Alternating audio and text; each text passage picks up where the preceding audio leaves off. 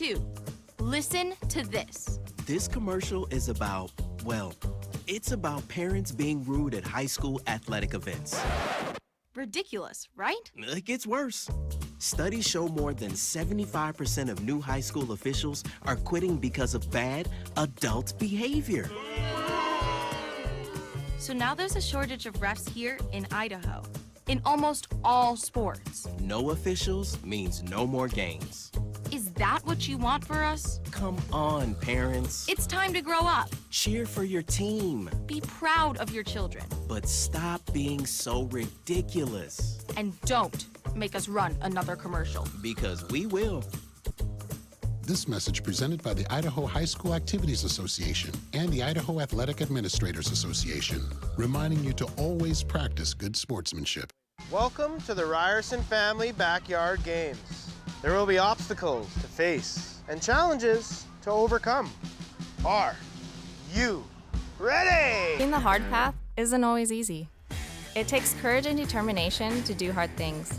Quitting tobacco and vaping is possible. You decide when. We'll show you how. Learn more at projectfilter.org or call 1-800-QUIT-NOW. We're Valley-wide cooperative. For 100 years, we've been your first choice for residential and commercial propane, fuels, oils, and lubricants. We service HVAC, install water heaters, propane tanks, and accessories. And yes, we'll even deliver right where you need it. Because for us, serving is more than a job, it's a way of life. We are proud to employ your neighbors and to be a cornerstone of your community. We're Valley-wide. Yesterday, today, and tomorrow. We're here for you.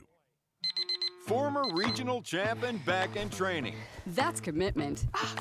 Ow. Oh, tough start. This is not as easy as it used to be, folks. And she's off, obviously pushing through some pain. Every muscle is begging her to stop. How's she doing this? I'm not even sure she knows. Look at her go. And stop. Come on. And go again. It's literally the home stretch. Whoa. She made it. Feel the elation. What fuels that kind of fire? I am Kevin, and I'm from Idaho Falls. It's important for the disabled to be vaccinated because of COVID. I chose to be vaccinated because I didn't want to be sick or in the hospital. Getting the vaccination, my experience was painless and worth it. It was a very wise choice. Look at that. The unmistakable swagger of someone fully covered with health insurance through Your Health Idaho for as low as $0 a month. If you're as speechless as I am right now, say nothing. Health yeah! Enroll by December 15th and you could qualify for quality health insurance starting at $0 a month.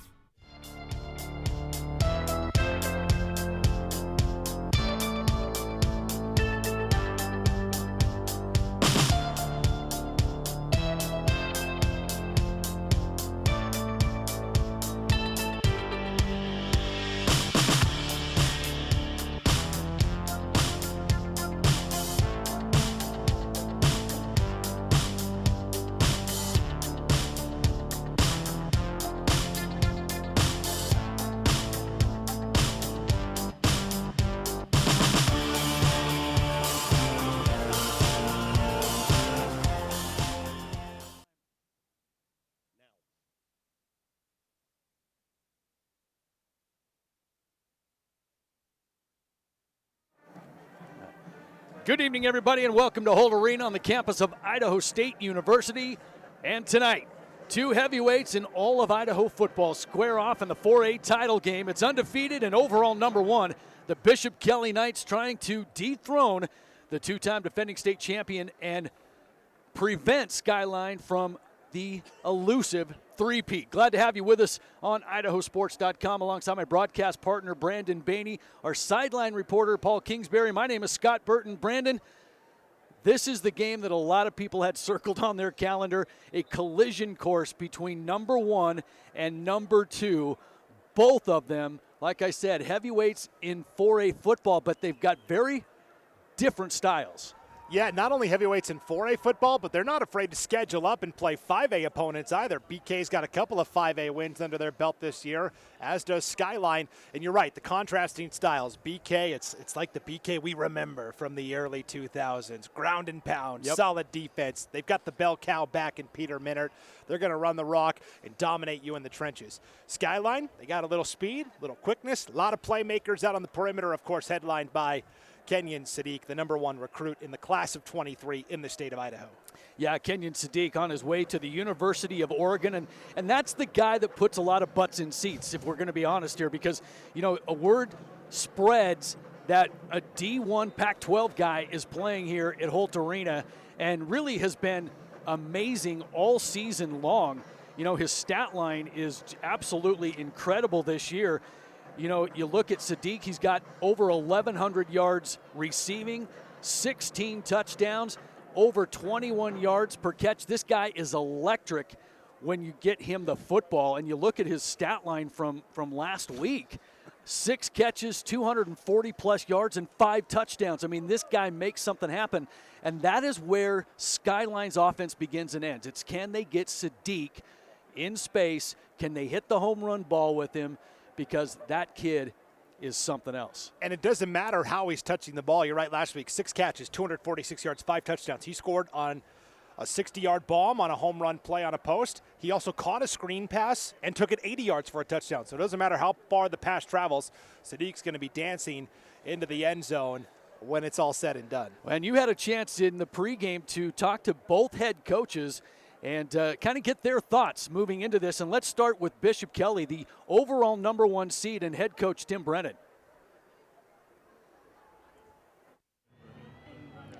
We're here with Tim Brennan, longtime coach of the Bishop Kelly Knights. It's been a while since you've been back here in the 4A championship game. How does it feel to be back? Well, it's awesome. You know, our kids have done a great job this year, 1 week at a time, and so we're really excited to have the opportunity to play for a state championship. Yeah, and like all BK teams of the past, really strong team. What's the chemistry and camaraderie been like this year? Well, it's been unbelievable. We have a great senior class that are really good leaders, and they care about each other, and they brought the juniors and the sophomores that have played on varsity with them, and a lot of depth, you know, and there's a lot of people that contribute to the success of this team, and so it's a completely team atmosphere.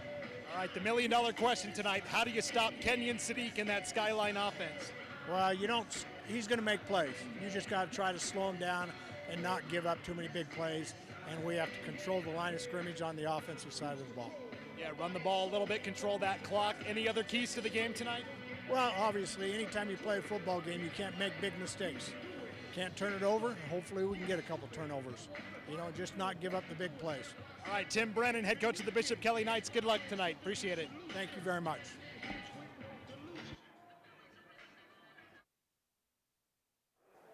Welcome back to the pregame show presented by Conan Heating and Air. And you just heard from Bishop Kelly head coach Tim Brennan in his 27th season at the helm of Bishop Kelly, and what the Knights have to do in order to come away with a state title tonight. And, you know, it was almost like he was watching the preview show that we did. They've got to control the clock. They've got to be physical up front. They're not going to stop Sadiq. You got to be able to contain him and limit the big plays. Yeah, what a career it's been for Tim Brennan. 27th season at BK, 41st year in coaching overall. He went to Pennsylvania for a time and came back in 6 titles in his career, all at Bishop Kelly as well.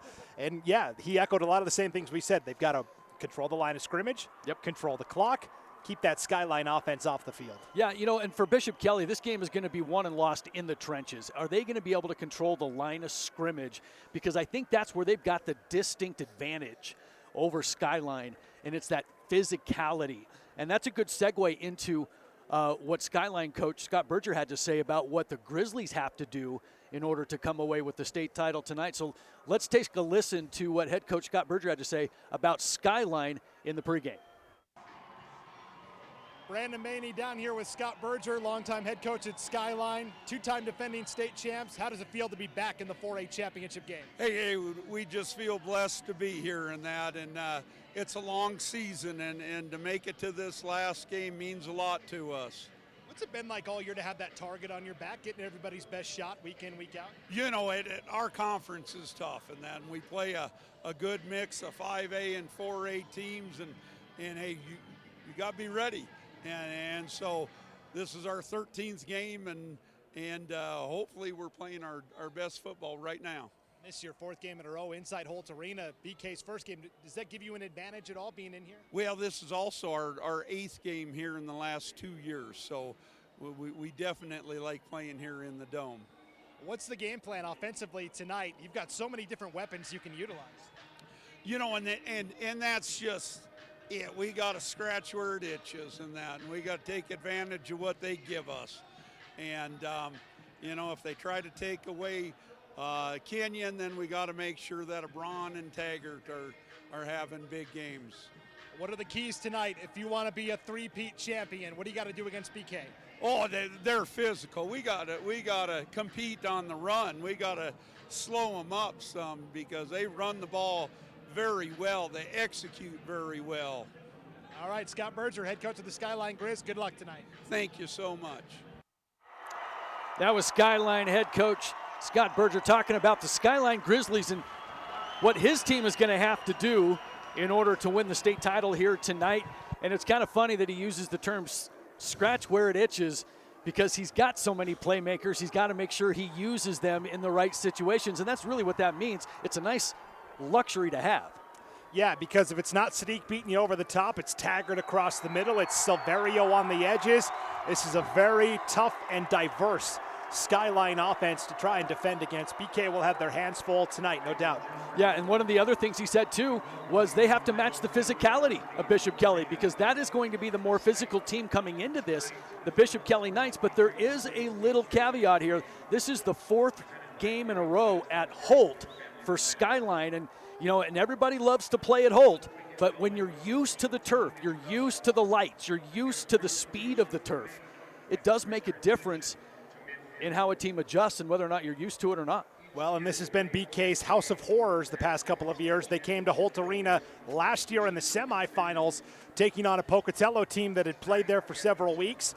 And the speed takes a second to get adjusted to here on the turf. And BK was caught a little flat-footed last year. We'll see if they can respond better this time around. Well, we are just about set to kick things off here in the 4A state title game. It will be Skyline receiving the football first. Skyline will be dressed in their road blue jerseys, sky blue numbering, and they will move right to left in front of us, and it will be the home team, the Bishop Kelly Knights, in their home white jerseys, black helmets, gold and black lettering, and they will move left to right in front of us. And at this time, before we kick it off, let's throw it down to our sideline reporter extraordinaire, Paul Kingsbury. Hey guys, you're looking good up there, by the way. Before they did everything, before kickoff, they awarded the 4A Academic State Championship. Who won it? Bishop Kelly. So they've already got 1 trophy tonight. Now they just have to bring in 2, right? Back up to you guys. Bishop Kelly does not have enough trophies in their trophy case. They win at everything, even the academics, right? They had a checker team, I tell you what, they would be vying for a state title.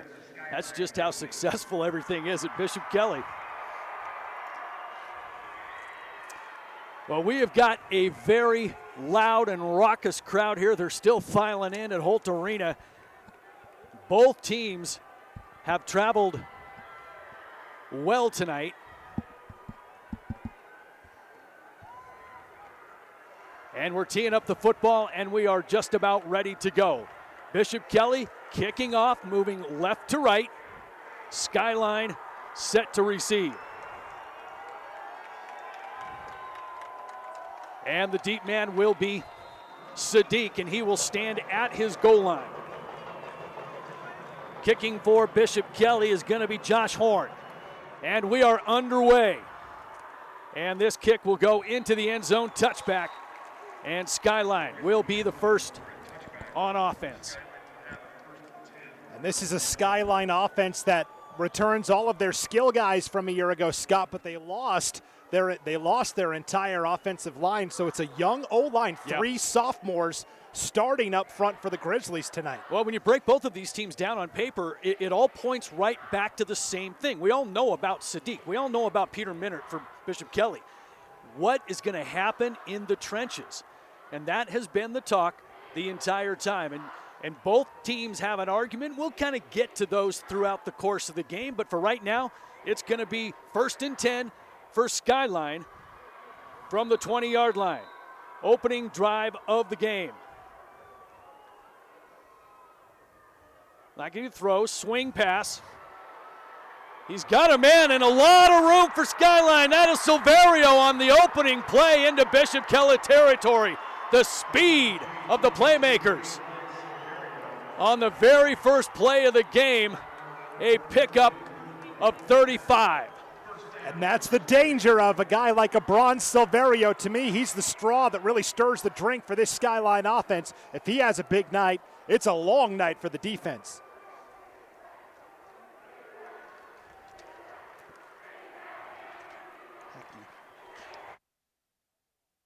Out of the gun. Sadiq in motion. He'll get it on the fly sweep, coming right at us from right to left. And inside the 40 he goes. Tackle made by Bishop Kelly. Credit Noah Bournes with the stop, gain of 5 on the play. And Bournes is a big two-way player for BK. Great wide receiver, great DB. So we talk about the depth and the numbers that BK has in its program, and yet there's a lot of guys they rely on both sides of the ball. So that could be a factor tonight. Skyline doesn't have as many two-way players. 1st and 10, Skyline from the Bishop Kelly 39. 2 receivers to the left, 1 split out far right. Now they shift the strength of the formation. Trips right now with Sadiq, the outside receiver, standing at the 40. Hackey to throw, under pressure, gets rid of it. It's up into the air and it's picked out of the air. Inside the 5 and down to the 3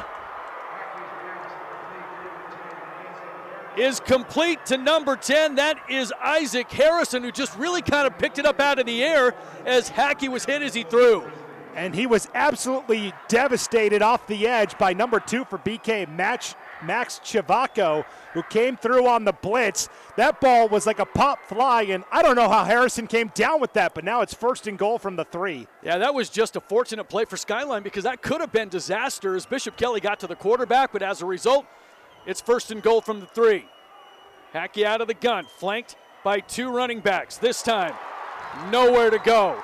Into the backfield for Bishop Kelly. Making the tackle is going to be Luke Legaretta, and we're going to call his name a lot tonight as he heads up a solid linebacking core for Bishop Kelly. Yeah, all 3 of these guys, Legaretta, Ryler Bordner, and the All-State linebacker Jack Dennis.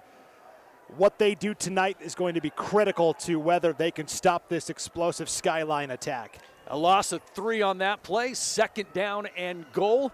Line of scrimmage. The Bishop Kelly 8-yard line just underway here. Opening moments of the first quarter. Hackey alone in the gun. 3 receivers to his right. Another fly sweep down to the 5-yard line. Bishop Kelly there defensively. And that was Taggart on the carry. And you're going to see Skyline do that quite a bit.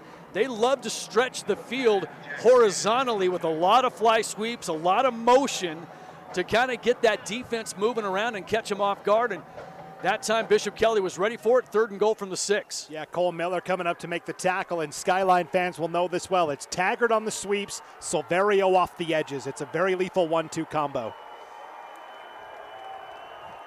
3rd down and goal. Hackey out of the gun. Silverio to his right. Hackey to throw, looks to the corner, looking for Sadiq. He makes the catch in the end zone, touchdown. What a one-handed juggling grab by Sadiq. And remember, in high school, you only have to have 1 foot in, and that's all he got. He may have gotten just the big toe in as he pulled that one in the right corner of the end zone, and Skyline strikes first. Bishop Kelly brought the blitz that time. They rushed 7 guys. Hackey threw it up to the back corner knowing that Sadiq was the only guy that could get there. One-handed grab, and then he pulled it in with the second hand. Phenomenal catch. And now the extra point from Skyline. And the kick is up and good. Opening drive produces points for the Grizz. 8:36 to play in the opening quarter. Skyline strikes first on a 6-yard pass. Hackey to who else? Sadiq. And it's 7-0 Skyline. Tonight's game on IdahoSports.com is brought to you in part by Conan Heating and Air. They're your Lennox premier dealer in Idaho Falls. Conan Heating and Air Conditioning has been providing superior HVAC service in the Idaho Falls area since 1946. That's 75 years with highly qualified and experienced technicians. No job is too big or small. For all of your furnace repair needs in Idaho Falls, trust the job to Conan Heating and Air Conditioning. Visit them online for more info at conanheating.com. And they are application at Heartland Ag. Application is what they do. From case and RBR application equipment, tanks, trailers, and all your spraying and spreading needs. Located in Burley, give them a call at 800-994-9120 or find them online at heartlandag.com. Well, that didn't take long for the playmakers to make themselves known for Skyline, as it was Hackey to Sadiq on the opening drive, 6 yards for the Skyline touchdown. And now Bishop Kelly back to receive the kickoff from the Grizz. This one will be taken at the 5-yard line. This is Minert on the return. And we're getting ready to call his name quite a bit because, like you alluded to in the pregame, this kid is the bell cow for Bishop Kelly. Now, this is where the Knights have got to control the clock because we can see that Skyline can score. They've got speed, they've got playmakers, but you keep them off the field, it makes it a little bit more difficult. And this is where Bishop Kelly has a chance to flex their muscle on the offensive line because they've got all their offensive linemen back from last year. And that makes a huge difference in the run game because this is a team that just loves to run the football. Hadley Smith is the quarterback. This will be Minert. Handoff right side, following his blockers. Didn't get very far this time. Tackle made by Skyline. That is Ian Galbraith after a short gain. Yeah, got right behind the pulling guard that time, Jackson Brody, and followed his guy for a gain of 4. And really, 4 yards. You do that 3 times, that's a first down for Bishop Kelly, so good start for the Knights. 2nd down and 6 for the Knights. Receiver in the slot right, receiver left, receiver right. Minert the lone setback. Handoff Minert, left side, has room, breaks one tackle, and now he's loose into the secondary, out across the 40 to the 45 before he's brought down by Skyline. Making the tackle for the Grizz was number 20, that's Cruz Searle, but not before Minert and company pushed the line of scrimmage out to the 45-yard line. And what's the key there? Searle is a defensive back, which means Minert took off and got big yardage there.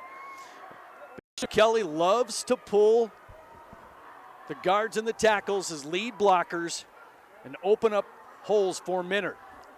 Strength of the formation, left side. Smith under center. Handoff, left side. Minert again falls forward across midfield. Gain of 6.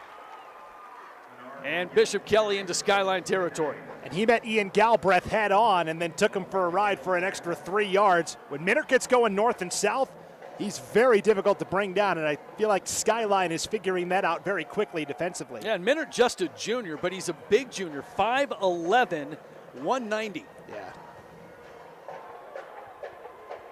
2nd down and 4 for Bishop Kelly from the Skyline 49. Opening drive for the Knights. 2 receivers to the right, 1 to the left. Minert the lone setback with Smith. He'll get the call again. And this time he gets to the 46-yard line before he is hit and driven backwards by Skyline. Nice hit defensively. Yeah, coming through on the stop that time for the Grizzlies was Bennett Southwick, sophomore linebacker. Skyline will rotate in a lot of guys, especially on that front 7, to keep guys fresh, especially knowing what they've got in store for them tonight with Minert and company.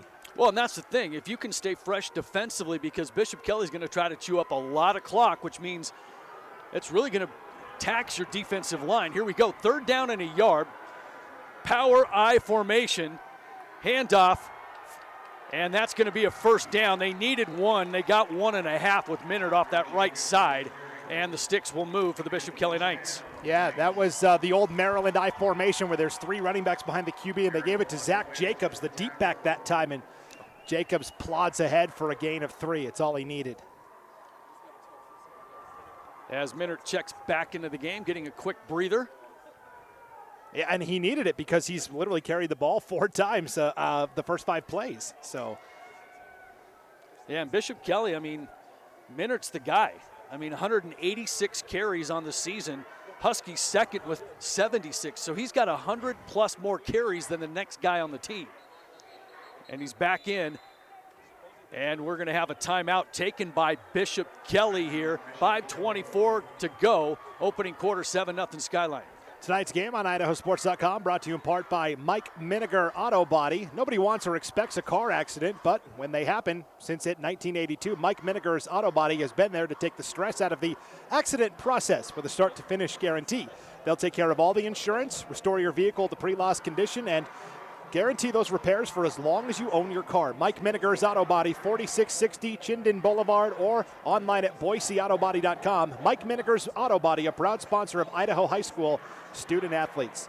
And tonight's game also brought to you in part by Idaho Housing. If you're an Idaho homeowner and have fallen behind on your mortgage because of the COVID-19 pandemic, help is available. The Idaho Homeowner Assistance Fund can help get you back on track. Check your eligibility and apply today at idahohousing.com/HAF or call 888-991-2166.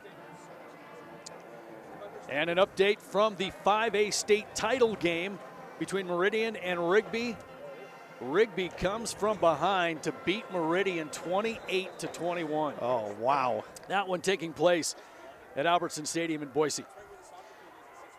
First down for the Knights from the 45. Smith to throw, swing pass out in the flat, right side to Minard. Minard with a nice head of steam gets down near the 35-yard line, gain of about 8 on the play, and a nice pickup on first down. You know, you talked about Rigby coming from behind to win the 5A championship. That was one of the few teams to beat Skyline this year. Skyline and Rigby played each other in the regular season, and Rigby got the shutout. Yeah, they did. And it was, you know, Skyline had some early struggles. You know, they lost the opener to a quality team in Utah. They got shut out by Rigby. But somewhere in the midway point of the season, things started to click for the 2-time defending state champions. Second down and 2. Handoff. Minard just keeps the legs churning and gets close to that first down. It'll depend on the spot.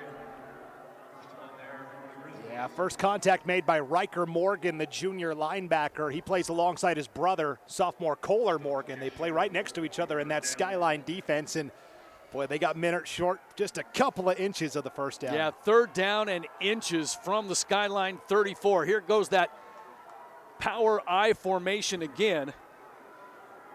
It's going to be Minard, the very last guy, but it's going to be the first man through that gets the handoff in the first down. So the sticks will move for the Bishop Kelly Knights. And that was the fullback, Bordner. Yeah, Bordner was the first man in that line of 3 behind Smith. And he got the carry and gets down to the 31. First and 10, Bishop Kelly. 3:50 to go in the opening quarter. Grizzlies on top 7-0. Skyline scored on their opening drive, and now this is Bishop Kelly's opening drive. 2 receivers left. Handoff. And that's going to be number 31, Cole Miller with the carry. Gets inside the 30, gain of about 3 we'll give him. So we're used to seeing Miller split out wide. That time they kind of had him as a slot back, wing back, whatever you want to call it there. Little inside counter, picks up 3. And this is the thing for BK tonight. Everybody knows Minard's the guy, so they've got to find a way to get other people involved just to keep Skyline off balance. Well, the other thing, too, Bishop Kelly is following the script perfectly on their opening drive. They are chewing up clock, 3 or 4 yards in a cloud of dust or a cloud of turf, and they're moving the sticks. Double tight formation now for Smith. Smith, play action, rolls to his left, throws it down the field into coverage, and there's nobody there.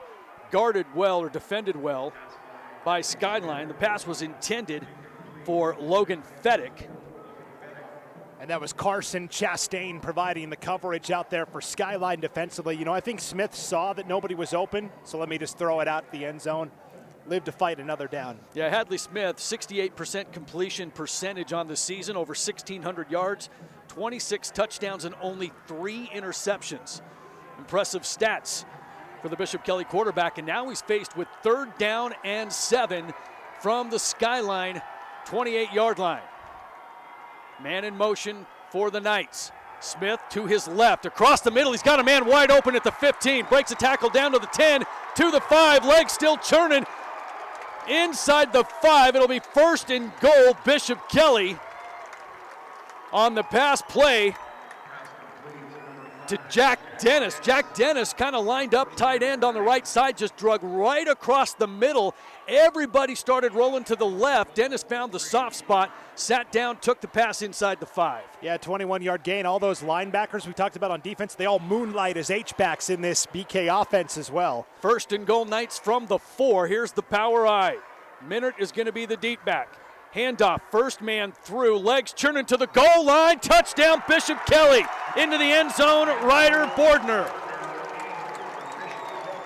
Gave it to the first guy, the fullback again, right up the middle, and we all thought, oh, Minert for sure going to score the first touchdown tonight for BK, but Tim Brennan, he's been doing this a long time, and I think he knew coming into tonight that he was going to have to lean on some of those other backs.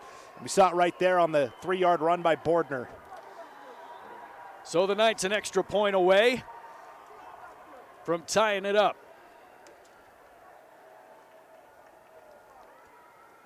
Snap good, hold is down, the kick is up and good. And with 2:14 to go in the opening quarter, we are tied. It's Skyline 7, Bishop Kelly 7, and we'll keep it right here. Tonight's game on IdahoSports.com brought to you in part by Magira Peterson Group. If there's one thing they've learned from the past 2 years, it's that life is full of unpredictability, but your finances don't have to be. Do you have a plan in place for your financial future? Whatever your objectives may be, the Magira Peterson Group can help you reach them. A member of D.A. Davidson & Company, member SIPC, and proud supporters of Bishop Kelly football. Go Knights from Magira Peterson Group. And Relier Funeral Chapel. The professional staff at Relier Funeral Chapel can help create a unique memorial service for your loved ones that best fits your values and needs. Relier Funeral Chapel is proud to support their community and the Bishop Kelly Knights in tonight's game. 2:14 to go, opening quarter. Scott Burton, Brandon Bainey, and Paul Kingsbury live on IdahoSports.com. It's the 4A state title game, number 1 versus number 2. And if you're wondering why we're on so late, well, we got about an hour late start thanks to a 1A D2 game that went down to the wire between Kendrick and Dietrich. But we are underway here at Holt Arena in the 4A title game. And this kickoff by the Knights will go into the end zone. And you know, and that's a strength that the Knights have. They've got a kid that can really get a leg into the ball, but when you've got a playmaker like Sadiq returning kickoffs, to have that ability to kick it in the end zone is huge. Bishop Kelly had an all-state kicker and punter last year, Martin Connington, who was only a junior. He transferred to Mountain View, played 5A football this year. The question was, well, how is BK going to replace this dynamic 2A kicker? They're doing just fine. Yeah, they're all right. Second possession of the game now for Skyline. They come out, trips right formation. Hackey working it out of the gun. Play action, Silverio kicks it out into space. Sadiq breaks a tackle, gets up to the 29-yard line, gain of 9. Nice tackle there by Patrick Monahan of Bishop Kelly, and really to contain Sadiq, it takes bracket coverage with 2 DBs, and then you almost have to cheat a safety over the top as well. That's what Monahan did on that last play. He was the bracket guy, and Sadiq still got 9 yards on the reception with all that. And it's the yards after catch that he can really do some damage. I mean, he's good enough to get over the top, you know, with his route running and his speed, but he's also a playmaker that can make people miss. 2 receivers right, 1 left. And now trips right as Silverio goes in motion. Hackey to pass across the middle, nearly intercepted. He was looking for Isaac Harrison, but right there for Bishop Kelly was McCurry. And I'm not sure McCurry saw the ball. If he would have, he may have had an interception. And I don't know that Hackey saw where he was throwing that because Rakeem Johnson was coming off the edge for BK, and it kind of blocked his line of vision. And Hackey got hit as he threw that as well. Very fortunate that it wasn't intercepted. And Rakeem Johnson, the junior, has really been a playmaker on that defensive side of the football all season for Bishop Kelly. 3rd down and a yard. Again, out of the gun is Hackey. Handoff, Silverio, he's wrapped up and dropped, and he didn't get there. He needed a yard, and he didn't get back. Well, he maybe got back to the line of scrimmage, and that's it. BK crowded the box on that 3rd and short, and Luke Legaretta was cheating up, and then timed the snap perfectly and came through to blow it up. So they are going to mark him short at the 39, which means 4th and 1. They got 9 yards on 1st down and then have come up empty on their last 2 possessions, an incomplete pass and then a rush for no yards. And now Skyline from their own 29 is a decision to make. 40 seconds to go in the first quarter, so they're going to have to run a play here before the end of the period. Well, you're not the 2-time defending state champs without rolling the dice a couple of times here. This would be a very interesting gamble. And the offense is on the field. 2 receivers right, 2 left. And timeout taken by Skyline with 29 seconds to go. Tonight's game on IdahoSports.com brought to you in part by Alta Insurance. They're a locally owned agency with locations in both Idaho Falls and Twin Falls. Alta's mission is to help their community by providing policies personalized to each consumer's needs. The community they work and live in is their #1 priority, and as such, they offer a wide range of insurance products and companies able to take care of their community's assets. Alta Insurance has recently merged with Archibald Levitt Insurance in Rexburg. Same great names, same great service, now together. That's Alta Insurance. And I don't know, Skyline might have to take out a little insurance here on this 4th and 1 from their own 29, Scott. Well, you talk about you're not the 2-time defending state champs by not rolling the dice. I mean, you look at the Grizz, I mean, they're looking to win their 5th championship in the past 7 seasons. I mean, that is a pedigree of success. And you don't do that by playing passively a lot of the time. But, you know, Bishop Kelly, they won 6 titles from 2004 to 2015, including 3 in a row in 2013, 14, and 15. So you've got 2 of the winningest programs in the past decade and more on the field tonight. And here we go. They will keep the offense on the field. Skyline 4th and 1 from their own 29. Hackey out of the gun, flanked by Silverio to his right. Gets the snap, handoff. Silverio swallowed up at the line of scrimmage, but the pile moved forward. Where's the spot? Silverio was hit 2 yards into the backfield, but somehow managed to move the pile across the 31st down Skyline. Yeah, Jack Marshall came in and made first contact, but Silverio kept the legs going. Got 2 yards. You were talking about all the history between these teams. Who could forget the last time they played each other was in the 2016 state championship game. Skyline 50, BK 49, game-winning touchdown with less than 30 seconds to play at Boise State. First down, trips right. Hackey out of the gun, looks to his right, rolls, steps up into the pocket, fires it on the sideline to a wide-open receiver at the 40-yard line. Makes a man miss inside the 30 down to the 25. And that was Caden Taggart. You pay all the attention to Sadiq, and a guy like Taggart will burn you, and he did. Caden Taggart is a top 10 receiver in the state, and he'd be the #1 receiver on just about any team except Skyline. And Taggart showed it off there on the 47-yard connection from Lachlan Hackey. What a play to end the first. And the first quarter comes to a close. We are tied at 7. Possessions are a premium as each team only had the ball for 1 complete possession in that first quarter. But Skyline on the move when we return to the second quarter. But let's keep it here and hear from some of our GameStream sponsors. Yeah, tonight's game on IdahoSports.com brought to you in part by Lava Hot Springs, your destination for a fun or relaxing day, whichever you choose. Just 11 miles up I-15, their world-famous hot springs are now open from 9 a.m. to 10 p.m. and until 11 p.m. on Fridays and Saturdays. I don't think we're going to make it tonight, Scott. No, maybe for breakfast. Yeah, the all-natural geothermal hot springs are always a warm 102 to 112 degrees, so you can come and soak your worries away. Their indoor aquatic center with Kiddie Cove is now open Fridays and Saturdays noon to 8 p.m. and on Sundays from noon to 5 p.m. with special weekday hours. Visit lavahot.springs.com for more information and a calendar of hours. All right, flipping the field here to start the second quarter will be Skyline, 1st and 10 from the Bishop Kelly 24-yard line, moving left to right in front of us. And on that last play, we saw where Taggart caught a screen pass, and that's what Skyline wants to do, get the ball to their athletes in space and let them make the plays. And so far it has worked as they've had a couple of big plays. Silverio will be the lone back with Hackey working out of the gun. It's going to be Taggart in motion. It'll be Silverio up the middle, breaks one tackle. Silverio's going to go to the house. Touchdown Skyline. They brought Taggart in motion from the right side, faked the fly sweep, hit Silverio right up the middle. Huge hole right side to the end zone. He goes, touchdown Skyline. I'm wondering if the BK defense had images of Taggart's 47-yard reception in their heads, caused them to focus on him too much. Opened a wide lane for Silverio to take it in, and now DeMont on for the point after. First play of the second quarter, and it's a touchdown for Skyline. The extra point is up and good.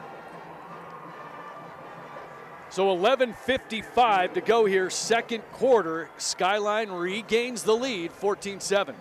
Tonight's game brought to you in part by Steve's Hometown. The Steve's Hometown dealerships are proud to sponsor the Idaho High School football playoffs. Steve's Hometown Toyota in Ontario, that's Oregon, Hometown Motors in Weiser, and Steve's Hometown Chevrolet, Buick, and GMC in Fruitland are just a short drive to savings from anywhere in the Treasure Valley. The Steve's Hometown dealerships, where customer satisfaction is the #1 goal. Steve's wishing the hometown teams the best of luck at state. And tonight's game also brought to you in part by High Desert Hardwood in Eagle.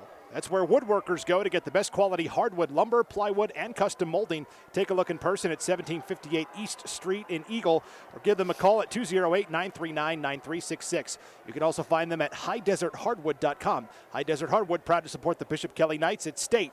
Good luck, boys.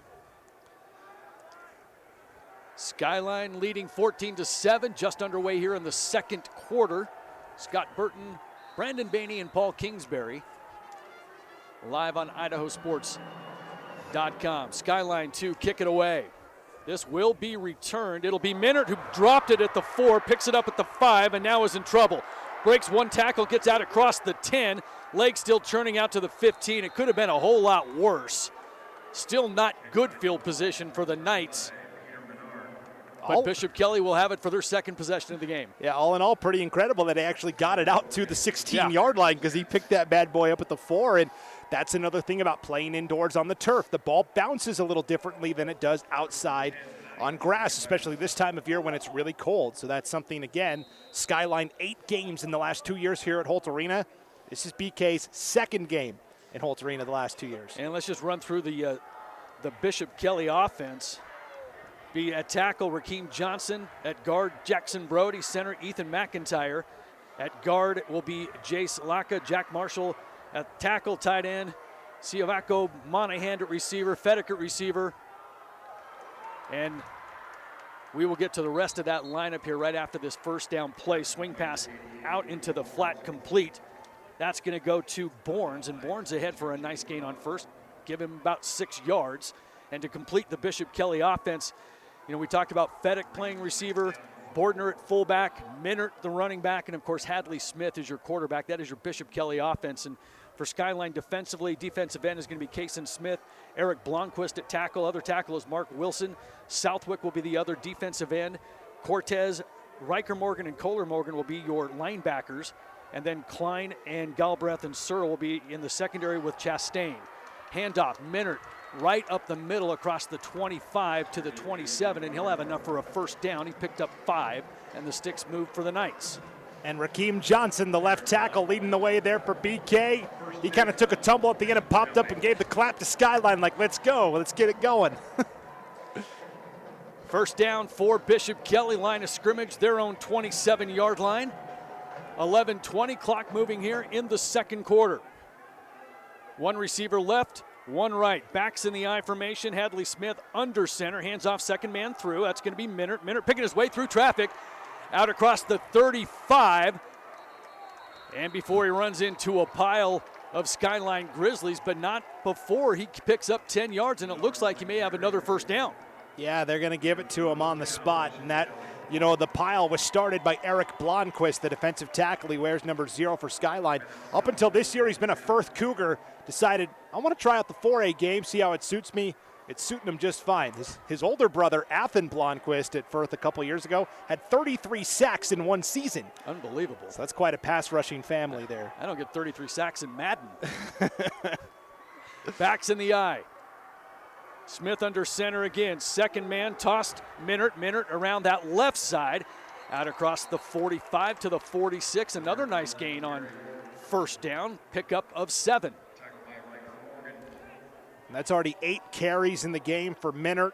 Bordner next with 2. So the percentage is playing out just like the season stats indicate. And as the game goes along, will that Skyline defense start to wear down as Minert continues to pound them? And that is the hope of Bishop Kelly, and that's what a stout and physical offensive line will do to you. And it may not show up in the first half, but as you get into the later parts of the game, that's where it starts to make a difference. Backs in the eye again, handoff. It's going to be the second man through. This time it's going to be Zach Jacobs who gets the carry, and he picks up a couple of yards, brings up third down and 1 for the Knights. Line of scrimmage, Rome 47.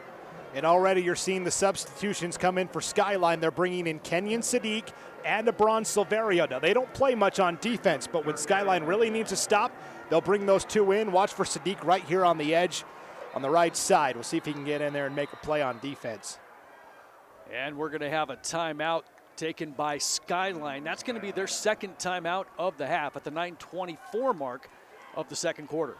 Tonight's game on IdahoSports.com brought to you in part by Bob's Bicycle on Fairview in Boise. Family owned since 1979, and their selection of mountain bikes, road bikes, BMX, cruisers, and comfort bikes is second to none.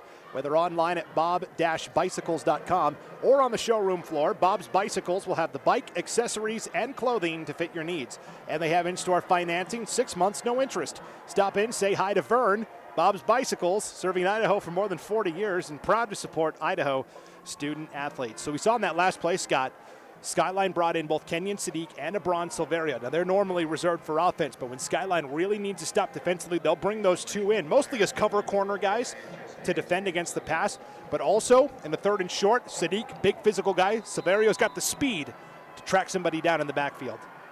Double tight formation. Power eye. Handoff.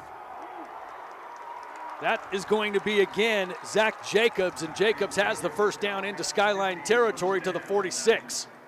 Yeah, nice gain of 6 there on the carry, and the key was Bordner, the fullback, coming through on the block. He took out Kenyon Sadiq on the edge of the line, and that's what allowed Minert to break through and get the first down. So big block by the fullback, Bordner. Line of scrimmage, the 46-yard line. As this game is a polar opposite of the one we just had. I mean, time is ticking, long drives. Bishop Kelly's got it first down. Handoff, Minert, right side, has a big hole inside the 40.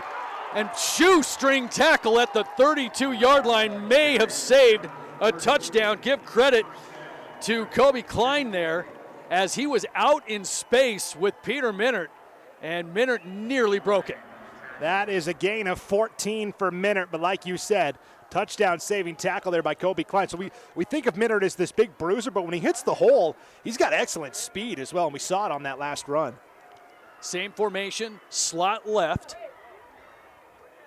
Smith out of the gun, handoff. This is going to be Miller. Miller, left side, not a whole lot of room, maybe a couple of yards to the 30-yard line. Again, that was Eric Blomquist sticking his head in there and limiting the run to just 2 yards. 8 minutes and change to go before the break. Clock is moving. We've had 3 possessions, 3 touchdowns. We are on our 4th possession of the game, and Bishop Kelly's moving the football. They've got it at the Skyline 30, second down and 8. with the efficiency of both these teams, you get the feeling that the first team to get a stop, whether it's a turnover on downs or a turnover period, might get the upper hand. Double tight formation again. Wide receiver left, wide receiver right. Smith to throw. Across the middle, complete down to the 21. Pass was complete to Logan Fedek. Fedek with a nice chunk of yardage right at the first down marker, and they're going to give Bishop Kelly the first down at the 22-yard line. 1st and 10 Knights. And that was a tight window to fit that into because Jorge Cortez, the linebacker, was right there in coverage, and what a throw by Hadley Smith. That also goes underreported because Minert really is the bell cow of the offense, but Hadley Smith, last year as a junior to his senior year, the transformation has been apparent to everybody who's watched. He is more effective now at those accurate throws, and the mistakes that plagued him last year we don't see now. Well, and that's the thing, too. I mean, you look at his stat line, 3 interceptions in the regular season, and that doesn't come from a guy that's throwing 26 touchdowns without being accurate, because we've seen him already throw into a couple of tight windows. And, and that's a confidence thing as well. I mean, when you know you're slinging the ball well, you can fit it into those windows with confidence, and that's what Smith is doing. Again, double tight formation. 1 receiver right, 1 left. This will be Minert out of the backfield. Minert picking his way through traffic, and oh my, what a lead block by number 73. I mean, we got to point that guy out. That is Drew Martin, and he allowed Minert to get down to the 15-yard line, gain of 7. I mean, absolutely devastating. You talked about it. They love to pull the guards. Any good rushing attack has pulling guards, and that time got downhill with a head of steam and absolutely obliterated the Skyline and you defender. may have heard the oohs and ahs coming from the crowd, and that was what it was for. Backs in the eye. Minert, the deep back. He'll get the call. Left side. Breaks 1 tackle. Keeps the legs churning. Ran right into the arms of Kohler Morgan, who waited for help to stop the run, but Minert inside the 15 down to the, looks like the 13-yard line, short of the first down by about a yard. It'll be 3rd and 1. And initially it looked like Morgan had him wrapped up and was going to have to fall backwards, allowing Minert to get the first down, but that help guy came in and reversed it back, so now it's 3rd and 1. Here's the power eye. Handoff. And stepping up is Eric Blomquist to make the stop. As Jacobs got the carry, but nobody accounted for Blomquist as he got into the backfield. No gain on the play. It's going to be 4th and 1.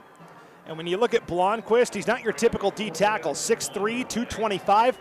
That's more like a defensive end size, but he uses that frame and that quickness to shoot the gap, and we saw it on that last play. Well, we saw Skyline convert on a 4th down. Now it's Bishop Kelly's turn. Same formation. Double tight formation. The triple I. Toss to the deep back, Minert. Minert to the 11. Boy, this is going to be close. A big old pile tripped him up. It's going to depend on the spot, and from where I am looking at it, it looks like he may have it. Yeah, Mark Wilson, the senior defensive tackle, the first guy in there, and he sure thinks that it was short, but first down. Officials say first down. Boy, not by much, but Bishop Kelly moves the chains. They've got it 1st and 10 at the Skyline 11, and you can hear the Skyline crowd voicing their disapproval, but it was the right call, the right spot. And the Knights are back in business. Skyline fans grateful to be back in Holt Arena for the championship. Last year they had to go all the way up to the Kibbe Dome in Moscow where they defeated Sandpoint in a defensive battle. Twins right for Bishop Kelly. Smith working out of the gun, flanked to the right by Minert. Minert will get the call left side, turns it upfield down to about the 6. Give him 5, and it'll be 2nd down. Bishop Kelly can get a first down at the 1-yard line. And again, that was Blomquist chasing him down for the tackle. We're down to 4:15 to play before halftime. And if you're Bishop Kelly, you don't mind bleeding a little more time off that clock.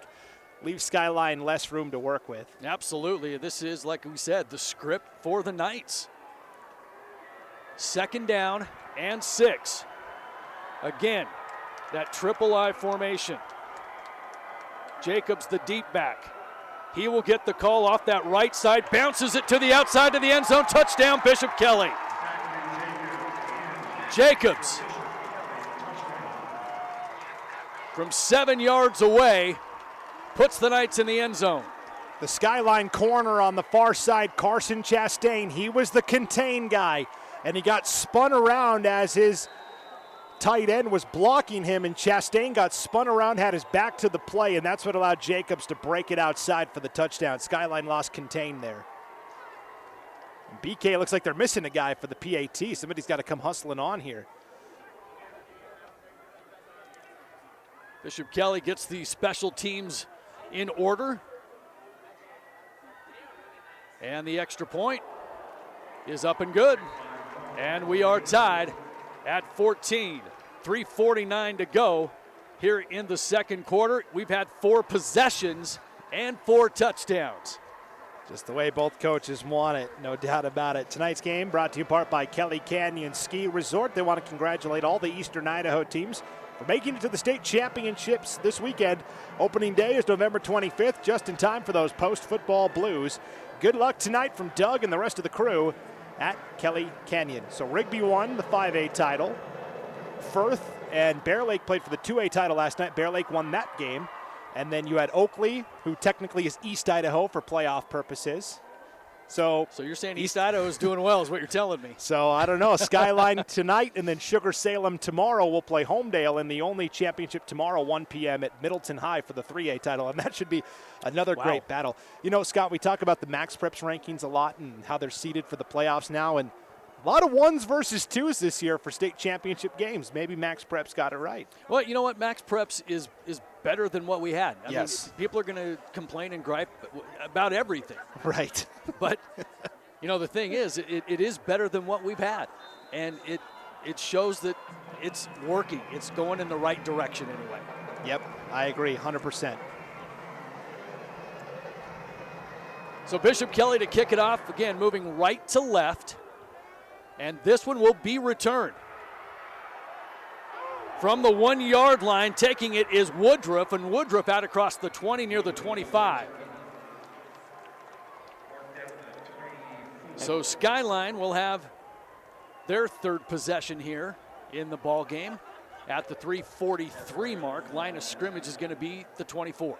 And Skyline has made a habit over the past 3 years during this championship run of cashing in on these late half/late game opportunities. You can almost take it to the bank with a Scott Berger coach team. Well, and you talk about these two coaches, and you know, maybe at the next break we can talk a little bit about both of these coaches, 2 of the best in the state of Idaho. Spread formation, trips right, fly sweep. Bishop Kelly not fooled. That was Taggart coming around the end, but meeting Taggart was Christian Welp. And Welp had a big game receiving last week on offense in that semifinal win over Minico. So we talked about it. A lot of these BK guys go both ways. You look at the BK roster and you see like 90 kids listed. But the last couple of years, it's really been kind of a core group of 15 to 16 players that they've really leaned on.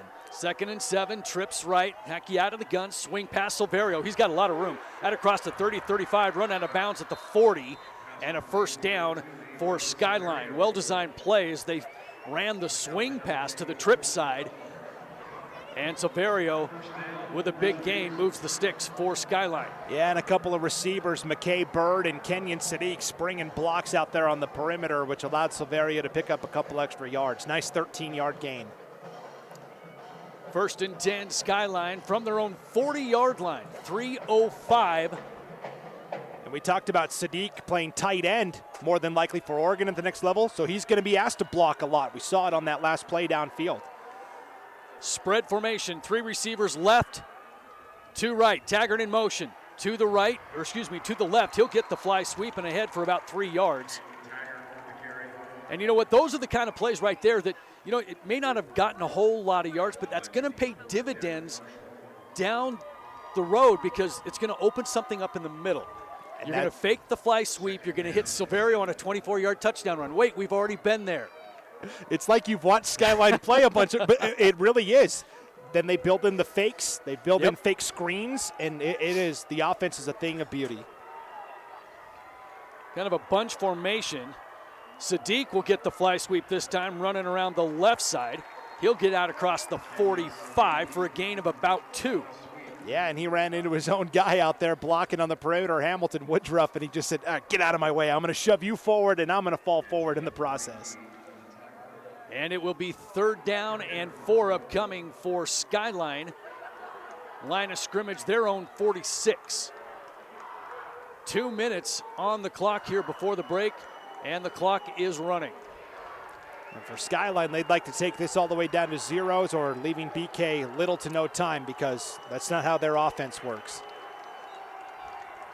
Twins left, trips right. In motion, Taggart, they fake to him. Hackey, quarterback keeper, he's going to be stopped short of the first down by a yard. Making the open field tackle is Quillisi. And it's going to be 4th and 1 and decision time for Skyline at the 49. The clock continues to run, 1:25 before the break. And Hackey's not a burner. He's not going to beat you in a foot race, but he's great at finding the lanes and running. And Quillisi, great job to bring him down in the open field there. And the offense remains on the field for Skyline. Twins left, trips right. Nobody in the backfield with Hackey. And now here comes Severio. Severio will get the handoff and the first down. Severio came from the Twins side, ran all the way into the backfield, nearly got set, and then took the handoff and got ahead across midfield, picks up the first down for Skyline. And we have a stoppage in play. We've got an injured player, an injured Bishop Kelly Knight right at midfield. Yeah, it came right at the end of the play. It's number 2, Max Chivaco. And not sure what happened, but all of a sudden he went down to the turf. But back to that last run by Silverio. I've said it all year long on all the podcasts we do and all the Skyline games. He is the straw that stirs this Skyline drink. And the games where Skyline has struggled and even lost, I feel like they've gotten away from that, and he hasn't gotten the ball enough. And so I think even though Sadiq is the 5-star athlete, I think Silverio is the most important guy in the Skyline offense, and you saw it right there on that last play. Yeah, and there's no doubt about it. I mean, that kid is a speedster. He's a playmaker. And when you've got that kind of speed across the board with Skyline, I mean, it really taxes your defense because Skyline does a lot with their speed. You know, you see a lot of teams that have fast dudes, and they just go vertical. Skyline does a fantastic job of making the defense shift laterally, and what that does is it gets you out of position. And when you're out of position, that's when you bust something big. And, you know, like we said, we've already seen it, but that's really kind of Skyline's game, and it's really tough to defend. They'll show you multiple formations, and they're showing you right now trips left, single coverage right, throws it to the trip side, a little wide receiver bubble screen, and it's complete inside the 40 goes Sadiq. So that was the freshman Amani Morrell who made the catch, number 80. But he comes into the game, Scott, with like 4 receptions on the season. Last week, the one pass that was a touchdown that Sadiq didn't catch, it was Amani Morrell, the freshman, who made it because Sadiq ran a drag route, took 3 defenders with him, left Morrell wide open. And so Skyline and head coach Scott Berger doing a great job of incorporating some of those freshmen. Zion Crockett is another guy that's been getting some run time here in the playoffs. They promoted these guys at the end of the year, giving them a taste of the playoffs, and that's how you build winning programs year after year. And Skyline burns their final timeout of the half with 37 seconds to go before the break. They've got the football, 2nd down and 2 from the Bishop Kelly 39. So, you know, a chance for Skyline to get something on the board before the half. Bishop Kelly's going to have the ball coming out of the break. Yeah. And we're tied at 14. It's really been a relatively quick first half with lengthy drives by really both teams outside of the big play on that first drive. Yeah. I mean, both teams have done a nice job of kind of taking their time, running some clock. And, you know, you have to think that style favors Bishop Kelly just a little bit. But, I mean, what do I know? Well, because you got playmakers that can score for Skyline at any given time. And they're asking to put more time on the clock here, 41 seconds. But you're right. In a low possession game, though, that means you have to play almost perfect football. You can't make any mistakes. And we're learning real quickly the possessions are going to be a premium. 5 receivers in the formation, nobody in the backfield with Hackey. Gets the snap, back to pass, steps up in the pocket, under pressure, and down he goes. Making the sack for Bishop Kelly, number 72. That is Joe Stroschein. And that's huge. Now Skyline's scrambling, and this is a mess. Skyline, I think for a moment, forgot they had no timeouts, and so they couldn't stop the clock. Everybody's running back. Nobody got set, and the center snaps the ball. Quarterback wasn't ready for it. Hackey falls on it. Flags go flying everywhere, so there's going to be an obvious penalty on Skyline. I mean, the officials hadn't even set the ball yet from where Stroschein came through on the sack. Ends up being a loss of 4 for Lachlan Hackey, and now they'll replay it down. Stroschein had a big blocked punt last week in that win over Minico in the semis. He's a dude on the edge. Trips left, single receiver here on the near side, and the single guy is Sadiq. He's got single coverage, and now the safety rolls over. Hackey going up top for Sadiq, going for the home run ball. 50-50 ball knocked away by Bishop Kelly. Excellent defense on the edge. That's going to be number 3, Patrick Monahan.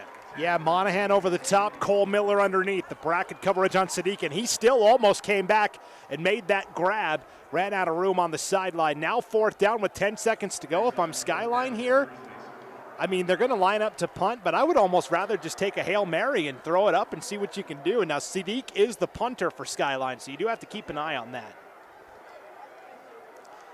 4th down and 12 for Skyline. And Sadiq will kick this one away.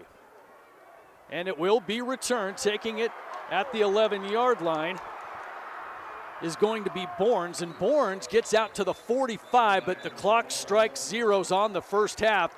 And we will head to the locker room in the 4A state title game, all tied at 14. And this was a game that we thought would be close, and it has lived up to the billing here in the first half. And that's a big win for Bishop Kelly right at the end of the first half to stop Skyline and force that punt, because in this possession game, it's BK that gets the ball to start the second half, and maybe the Knights can finally take a lead for the first time on their opening drive of the third quarter. That was a huge stop by Bishop Kelly right at the end of the half. And both teams head to the locker room. It is halftime here at Holt Arena, the 4A state title game. Bishop Kelly 14, Skyline 14. We'll take a break and be right back with the halftime show right after this.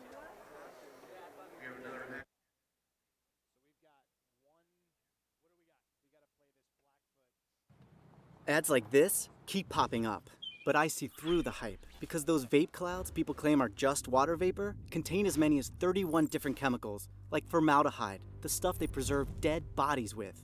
And while the flavors sound all harmless, we still have no idea what these ingredients could be doing to our bodies. But I already see vaping for exactly what it is. Get the real facts at BehindTheHaze.com.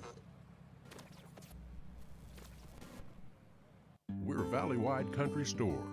For 100 years, we've been your #1 choice for food, fuel, farm supplies, and just about everything else you could need to get you through your day.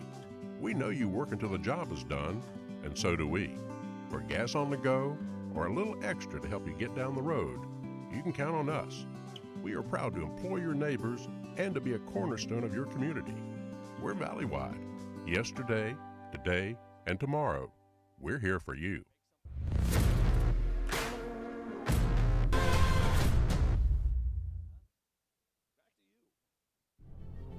Look at that. The unmistakable swagger of someone fully covered with health insurance through Your Health Idaho for as low as $0 a month. If you're as speechless as I am right now, say nothing. Health yeah! Enroll by December 15th and you could qualify for quality health insurance starting at $0 a month. Hello? I was in an accident. Are you okay? Yeah, I'm fine. I have my seatbelt on. I'm Jen Migalki-Seiler, and I'm from Moscow.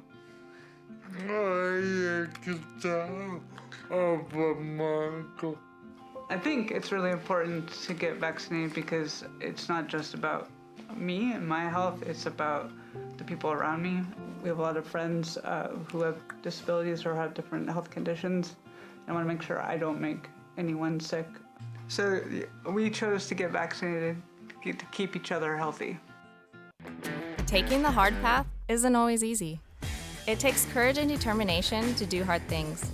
Quitting tobacco and vaping is possible. You decide when. We'll show you how. Learn more at projectfilter.org or call 1-800-QUIT-NOW.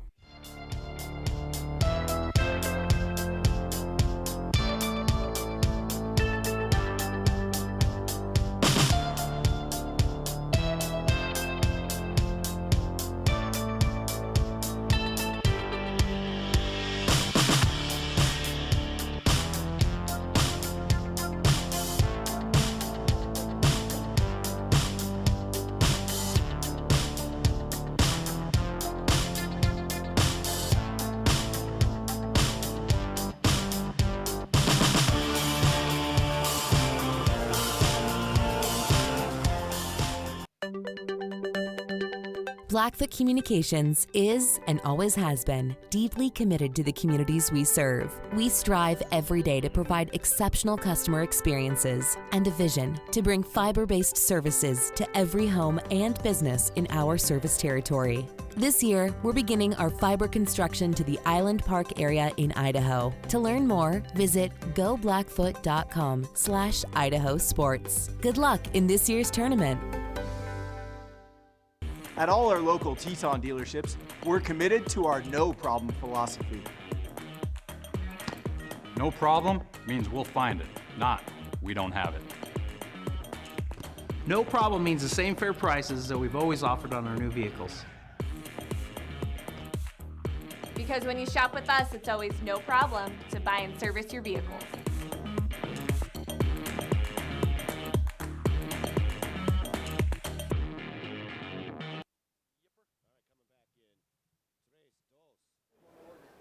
Welcome back to Holt Arena, the 4A state title game live on IdahoSports.com. I'm Scott Burton alongside Brandon Bainey and Paul Kingsbury up here in the broadcast booth, and we are tied at 14. This was a game that we thought would be close, and it has lived up to the billing so far.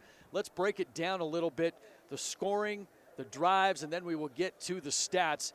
And let's recap the scoring. It started in the first quarter on the first possession of the game from Skyline. It was Hackey to Sadiq, a 6-yard pass. Extra point is good, and Skyline leads 7-0. Well, on the ensuing possession for Bishop Kelly, it was a 3-yard run by Bordner. Extra point good, and we are tied at 7. Now we move to the second quarter.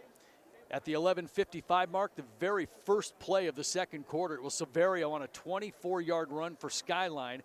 Extra point good, and the Grizz lead it 14-7. But back comes Bishop Kelly at 3:49 to go in the second quarter. It was Jacobs on a 7-yard run. Extra point good, and we are tied at 14. Now, the interesting thing about all of that, Brandon, was in that entire first half, there were only 5 possessions. Now, we talked a little bit about how things were going to have to shake out for both of these teams. And for Bishop Kelly, it was going to be controlling the clock, limiting possessions, trying to keep it close that way because Skyline can score like that with all their playmakers. And with only 5 total possessions in that first half, 4 of them, the first 4, were touchdowns. 2 by Skyline, 2 by Bishop Kelly, and then we saw the final possession in the final play of the first half, a punt from Skyline. But, you know, to further the story, you've got the stats of the first half.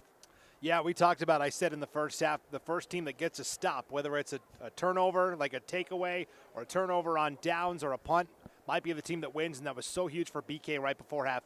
So when you look at the total yardage, it favors Skyline in the first half, but that's because they had 1 extra possession over Bishop Kelly. So Skyline in the first half, 36 yards rushing, 170 passing for 206 yards of total offense. Opposite for BK, 109 yards on the ground for Bishop Kelly in that first half, 43 through the air. So 152 for BK. So 206 for Skyline, 152 for BK, which makes sense because Skyline had the 1 extra possession. But for BK, they don't really care because they got the stop they needed, and we're still tied at 14 all. Individually in the first half for Skyline, On the ground, it's Abron Silverio, 4 carries for 26 yards and a touchdown. It is Kenyon Sadiq, 2 carries for 9 yards. Caden Taggart has 3 carries for 8 yards. And Lachlan Hackey, 2 carries for -7 yards, mostly on those 2 botched plays that resulted in that punt right before halftime. Both of these quarterbacks tonight, Scott, have combined to just throw 2 incompletions. That's it. One from Hackey, one from Smith. Models of efficiency. Hackey was 8 of 9 in that opening half for 170 yards and a touchdown. Leading receiver is Abron Silverio, 3 catches for 72 yards. It's Caden Taggart, 1 grab for 49 yards. It is Isaac Harrison, 1 catch for 26 yards. He caught that crazy pop fly that went about 40 yards in the air. Kenyon Sadiq's the one who's got the touchdown, though. 2 catches for 15 yards and a score. And then it's the freshman, Amani Morrell, 1 catch for 8 yards there. And for Bishop Kelly now, Peter Minner, 14 carries, 86 yards in that opening half. Both of the touchdowns, though, came from other guys. Kyle Jacobs, 4 carries for 12 yards and a score. Ryler Bordner, the fullback, 2 carries for 6 yards and a touchdown. And then it's Cole Miller, 2 carries for 5 yards out of the slot. Hadley Smith in the opening half was 4 of 5 passing. So again, not throwing it a ton, but the throws that he is making on the money for the most part. And he threw for a total of 43 yards in that opening half. Leading receiver is Jack Dennis, a defensive player of all things, 1 catch for 21 yards. It is Peter Minert and Logan Fedek each with 1 catch for 8 yards. And then it is Noah Bournes, 1 catch for 6 yards. So, yeah, we talk about in the pregame and basically throughout the first half is, you got to bracket Sadiq. And I think Bishop Kelly's done a good job so far of limiting his touches and keeping him under control, because obviously his stat line is not where it usually is at the half, and that's credit to a couple of things. Number 1, the Bishop Kelly defense. Number 2, the Bishop Kelly offense. Yes, the offense keeping it away from Skyline. And we talked about, if you try to put all your resources into stopping Sadiq, there's other guys that are going to beat you for Skyline, namely Taggart and Silverio. And the first half really was Silverio's. He's the leading receiver at halftime. He's also the leading rusher for Skyline. So as this chess match continues between these 2 veteran coaches, Tim Brennan for Bishop Kelly, Scott Berger for Skyline, what adjustments are going to be made, especially in terms of, okay, we got to shut down Silverio. Who does Skyline turn to? And for Bishop Kelly, can Skyline find a way to keep Minert contained? Because 86 yards in the first half, he's doing his thing. Good segue into something we brought up in the first half, and that was both of these coaches and their success and their longevity in the coaching field. Let's start with Bishop Kelly and Tim Brennan. 27th season here in his 2nd stint at Bishop Kelly. He coached the Knights from 1992 to 2006 before coming back in 2011 to even now. He's in his 2nd stint coaching. He was an assistant at Weiser from 1982 to 1991. Been around a bit. He was a head coach back in Pittsburgh for 3 years, 07, 08, and 09, before coming back and taking the head coaching position for a year at Caldwell. And so he's kind of been a journeyman coach, but Bishop Kelly's always been the home. It's where, he built the foundation, and now he's returned. And Bishop Kelly is obviously the number 1 seed and undefeated, and Tim Brennan, one of the great coaches in Idaho history. And a longtime friend of IdahoSports.com, always makes time to talk to us. A good friend of mine from college, Devin Iverson, was the kicker for BK's teams from 04, 05, and 06. So he was on the back-to-back championship teams. When he graduated, he was the school's all-time leading scorer because he kicked so many extra points because they won every game in blowout fashion. I don't know if he still is or not.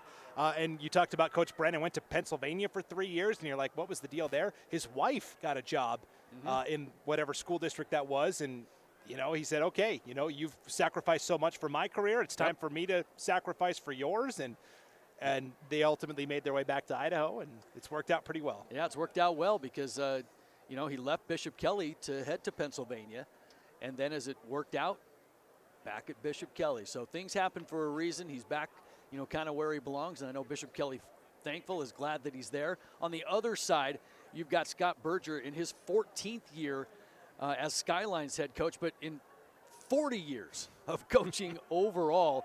And, he hit a milestone last week. He picked up win number 100 in the semifinal win over Sandpoint. And that's such a huge milestone as a coach because, I mean, how long do you have to be around to get 100 wins? I mean, you figure you're only playing, 12 games in a season. Yeah. And you win 10 of those every year for 10 years. Then you're going to get 100. But imagine the success of 10 wins in 10 years. But, for Scott Berger, 100-win milestone, congratulations. I mean, he's a guy that's originally from Minnesota, came to Pocatello to play for Idaho State University and was actually a member of the 1981 championship team that Idaho State is renowned for, and the banners are all over the place. And you talk about, Idaho State Bengal football. It begins and it ends with the national championship team in '81, and Scott Berger was part of that. Yeah, like so many people, came to Idaho, fell in love, never left. And in that 40-year career, it's mostly been at Skyline. He was a longtime assistant, then took over.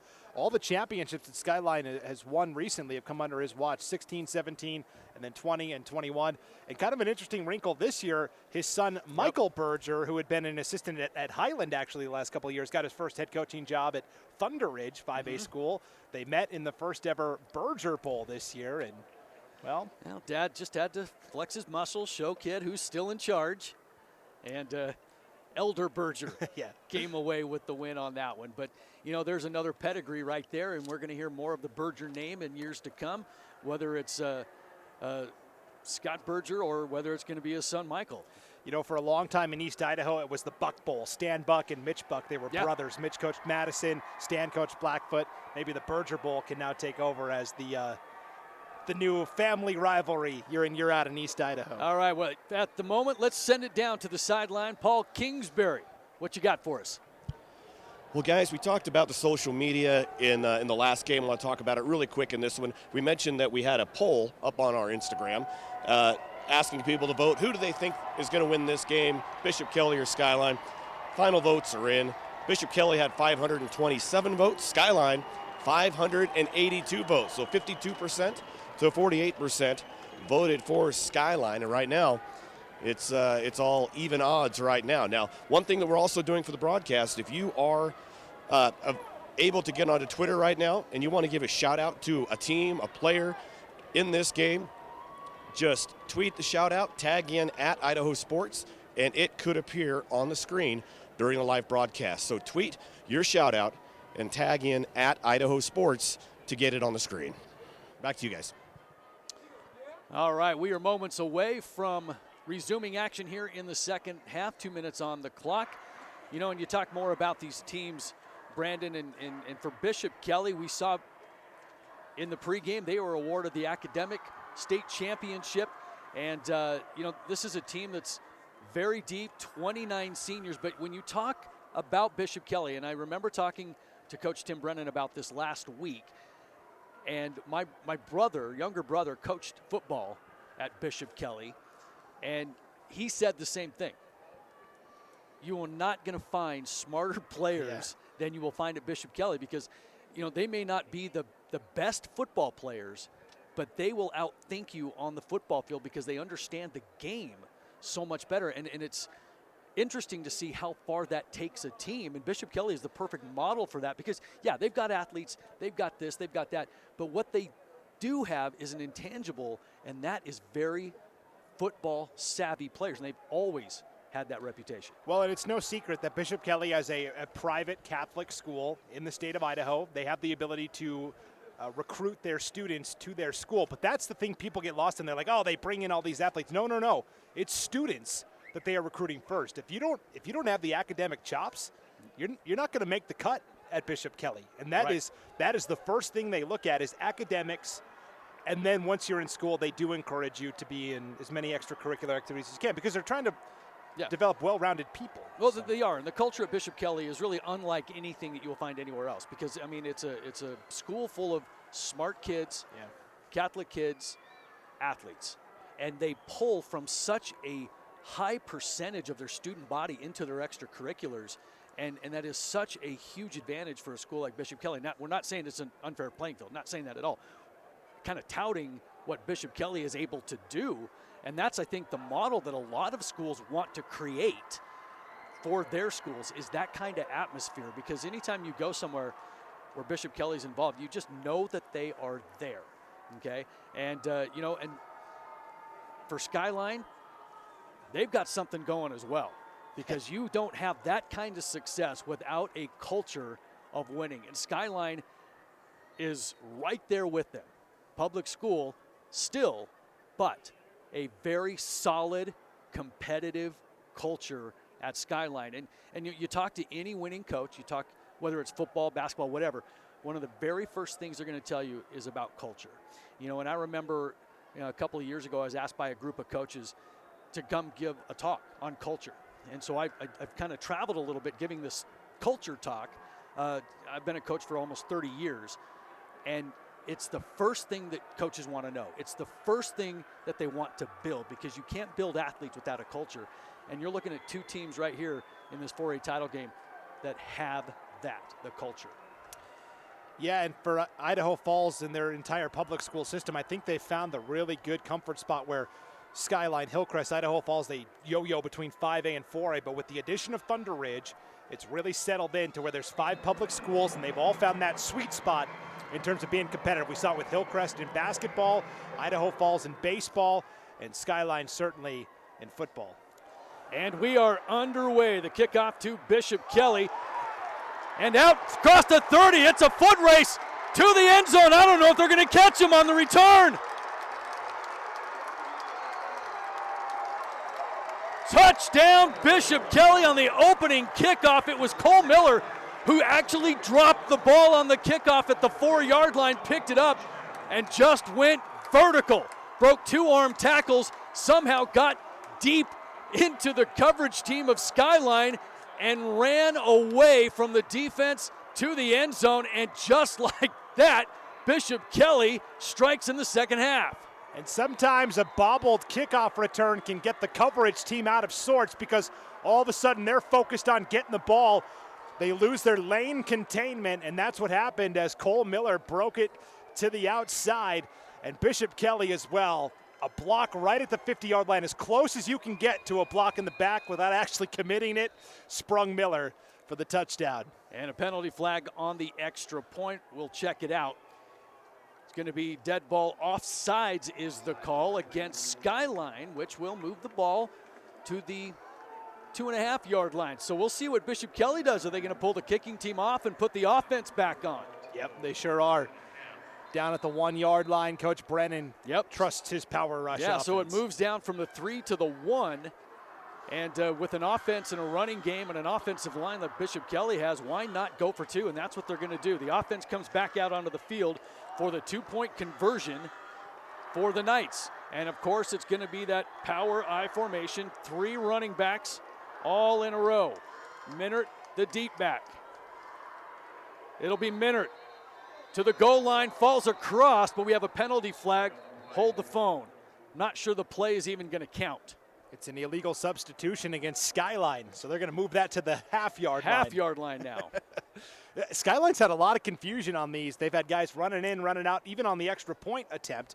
They're a little out of sorts here, and who wouldn't be after giving up a 96-yard kickoff return to start the second half? Yeah, the second half, you just get punched in the mouth just as the bell rings, and now you got to gather yourself here. And now from the half-yard line, Bishop Kelly will go for 2. Quickly to the line, same formation. Minert, the deep back. Smith under center. He'll call his own number straight up the middle. 2-point conversion, good. And you never know. That could prove to be a big one the way the game shapes up. But at the 11:46 mark of the third quarter, an opening second half kickoff return, 96 yards by Cole Miller. And it's Bishop Kelly 22. The Grizz 14, but they're talking about something at the goal line. There's another penalty flag right in the end zone. I wonder if it might be an excessive celebration maybe against Bishop Kelly. It looks like post 2-point conversion, so whatever this is might be enforced on the kickoff. We'll wait the indication. Tonight's game on IdahoSports.com brought to you in part by Bob's Bicycles on Fairview in Boise, family owned since 1979, and their selection of mountain bikes, road bikes, BMX, cruisers, and comfort bikes is second to none. Whether online at bob-bicycles.com or on the showroom floor, Bob's Bicycles will have the bike, accessories, and clothing to fit your needs. And they have in-store financing and 6 months no interest. Stop in, say hi to Vern. Bob's Bicycles, serving Idaho for more than 40 years and proud to support Idaho student athletes. And if you're an Idaho homeowner and have fallen behind on your mortgage because of the COVID-19 pandemic, help is available. The Idaho Homeowner Assistance Fund can help get you back on track. Check your eligibility and apply today at idahohousing.com/HAF or call 888-991-2166. And it was an unsportsmanlike conduct penalty against Bishop Kelly after the play, and it might be exactly that excessive celebration. Now, interesting thing with that, and we talked about this. You know, Bishop Kelly's got Josh Horn, who's got a big leg, right? Yeah. It's been touchback after touchback. Well, let's push the ball back a little bit, and guess who's going to have a chance to return it? Kenyon Sadiq. Okay. Now, I would kick to the other guy, but he's no slouch either. Hamilton Woodruff, very good sophomore as well.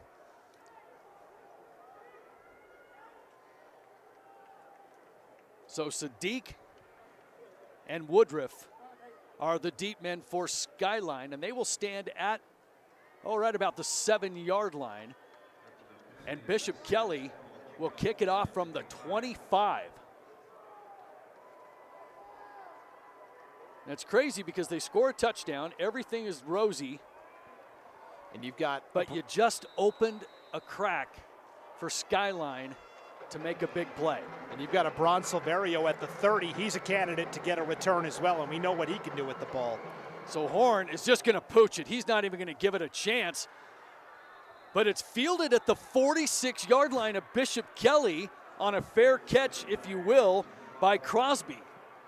So roll the dice a little bit. I think they would have liked to see that little pooch kick a little bit further down the field, but waiting right there for the next level was Silverio. Yeah. So, I mean, pick your poison. And I would have kicked it down the middle where there was turf at least where the ball could bounce. Instead, you kick it right to a guy.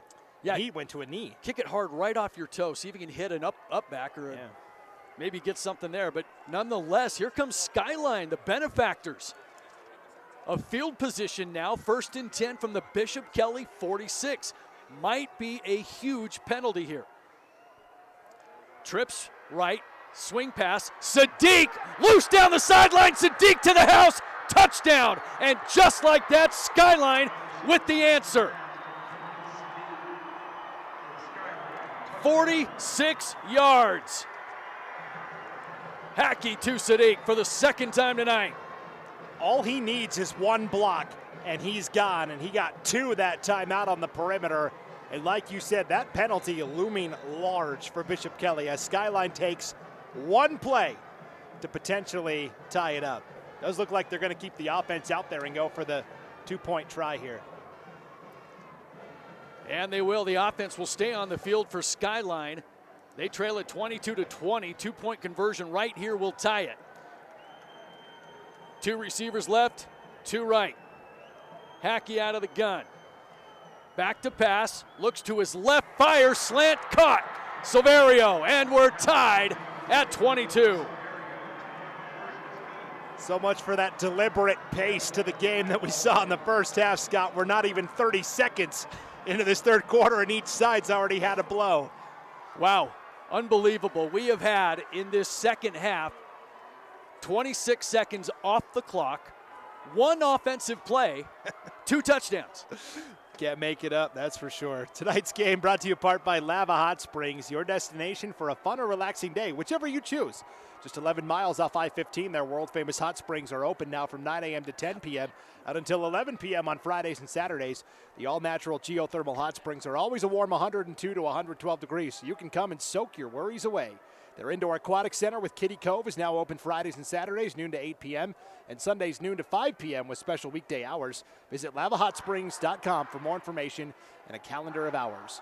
And Kelly Canyon Ski Resort wants to congratulate all the Eastern Idaho teams for making it to the state championships this weekend. Opening day is November 25th, just in time for those post-football blues. Good luck from Doug and the rest of the crew at Kelly Canyon. Well, a couple of haymakers thrown in the first 20 seconds here of the second half, and we're tied up at 22. Just how we thought it would go, right? Yeah, I mean, really, it just kind of could have kept both teams in the locker room and said, you know what, we're going to give you 8, we're going to give you 8. Let's go play the second half. And all that momentum that BK got from the 96-yard kick return was lost by a dumb penalty. That's exactly what it was. And an onside kick by Skyline. Trying to catch BK napping, and they were not fooled. Falling on the football for the Knights was Ethan McIntyre, and McIntyre saw that one all the way. He was the guy right in the middle of the field who saw it coming, but there is a penalty flag, and this one's going to go against Skyline because I don't know if they had everybody set before they, yeah, because they went really quickly with that onside kick attempt. I'm not sure everybody was set, so illegal procedure. Now BK can make them re-kick. And I think that's what they're going to do. They're going to back it up 5 yards and make them re-kick here. Yeah, it's an I think it's an automatic. Oh, yeah, automatic, call, yes. Yeah. Because otherwise Bishop Kelly would have just taken the football. But it's an automatic penalty, and it's actually a break for Skyline because Bishop Kelly had recovered it right at about midfield. So Skyline's going to line up, and we're going to do this again. This time they're going to kick it from the 35-yard line. Every kickoff in this second half has been an adventure so far tonight, Scott. Yes, it has. So I can't imagine Skyline trying that again here, but here we go. And they're going to do it again. This is unbelievable. And the kick is loose. Fought for on the far side. Who's got it? Skyline recovers. Everybody saw it coming. Nobody thought they were going to do it, but they didn't hide it, and they converted. That was Amani Morrell, the freshman, who came up with the recovery. It bounced off of a BK player, off of a Skyline player, spun out, and it was like time froze. Who was going to get there first? It's Morrell, the freshman. We talked about it. You don't win back-to-back state titles without rolling the dice. And how about the cojones on that play? Well, in 26 seconds here in the second half, how much has that momentum swung back and forth? The kickoff return to start the second half, Bishop Kelly had it all. One play later, Skyline was in the end zone. And now an onside kick, Skyline's got it back. They've got it 1st and 10 from the Bishop Kelly 45. Here we go. Handoff, Silverio. Gain of about a yard, took a big hit from Bishop Kelly. Delivering the punishment was Trey Jorgensen. Gain of about a yard. And the Bishop Kelly fans want a flag here. I think Sadiq was engaged downfield in some extra blocking out of the perimeter. BK fans letting Sadiq hear it, and he just flexed to the crowd. So they wanted a penalty on Sadiq. Sadiq turns and gives him the flex and says, how about that? How about that? Boy, for teams that haven't played each other in 7 years, it's like they never stopped playing each other. Man in motion, play action, going up top again, looking for oh no, that's Sadiq. Yeah. Down to the 1, Sadiq got behind the defense, tackled at the 1, 1st and goal Skyline. And Sadiq says, you like that flex? Yeah. How about this 43-yard grab down to the 1? That was single coverage on the outside, and Sadiq made Bishop Kelly pay. And it was a strike delivered by Hackey, too. Like all elite athletes, Sadiq thrives on the hate. It just makes him perform better. It makes him stronger. 1st and goal Skyline from the 1. Silverio flank to the left of Hackey. Hackey working out of the gun. Hackey handoff. Silverio to the goal line. Touchdown. Silverio into the end zone for his 2nd touchdown of the night. A 1-yard run, and the Grizz are on top. In a wild 90 seconds of this 3rd quarter.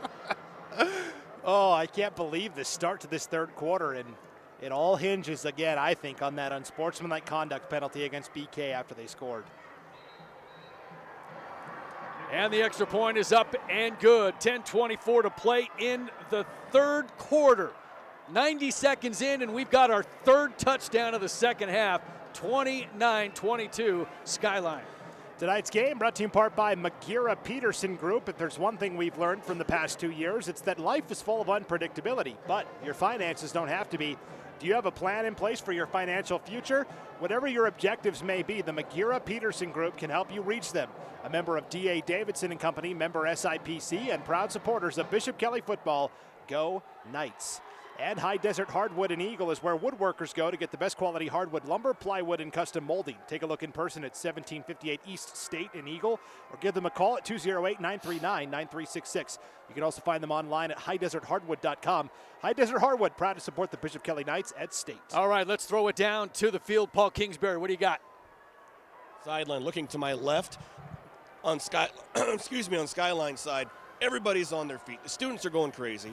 I look to my right, Bishop Kelly section, everybody's quiet. There's a few students standing up, but there's a lot of somber faces, kind of shell-shocked about what they're seeing right now.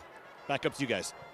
I think shell-shocked is the right word for it, because they had all of it going for them after the kickoff return, and Skyline said, you know, that's about enough of that. This kick will be returned from the 5-yard line, and a nice return by Jacobs, but he gets clobbered at the 28-yard line. Bishop Kelly will have it for their really first possession. Yeah, first possession of the second half. And who made that tackle for Skyline? You said clobbered. It was Morrell, the freshman, again. You know, he doesn't dominate the stat sheet, but high-impact plays, he's got them tonight. May not dominate the stat sheet, but the highlight reel in the film room carries a lot of weight. So let's see if the Knights can answer. They send 2 receivers left, 1 right. Minert the lone setback. He'll get the carry left side, picking his way through traffic, breaks a tackle across the 35, across the 40. Minert across the 45 midfield, into Skyline territory, down the sideline, inside the 30 to the 25. Big run by Minert. Bishop Kelly on the first play has an answer. Oh, this is like being on a roller coaster, the ups and downs and going back and forth. And Minert got 1 block to the outside. And we talked about his closing speed is deceptive. When he hits the hole, he gets a full head of steam. He's a tough guy to bring down. All the way to the 24-yard line. Bishop Kelly has it 1st and 10. Backs in the eye.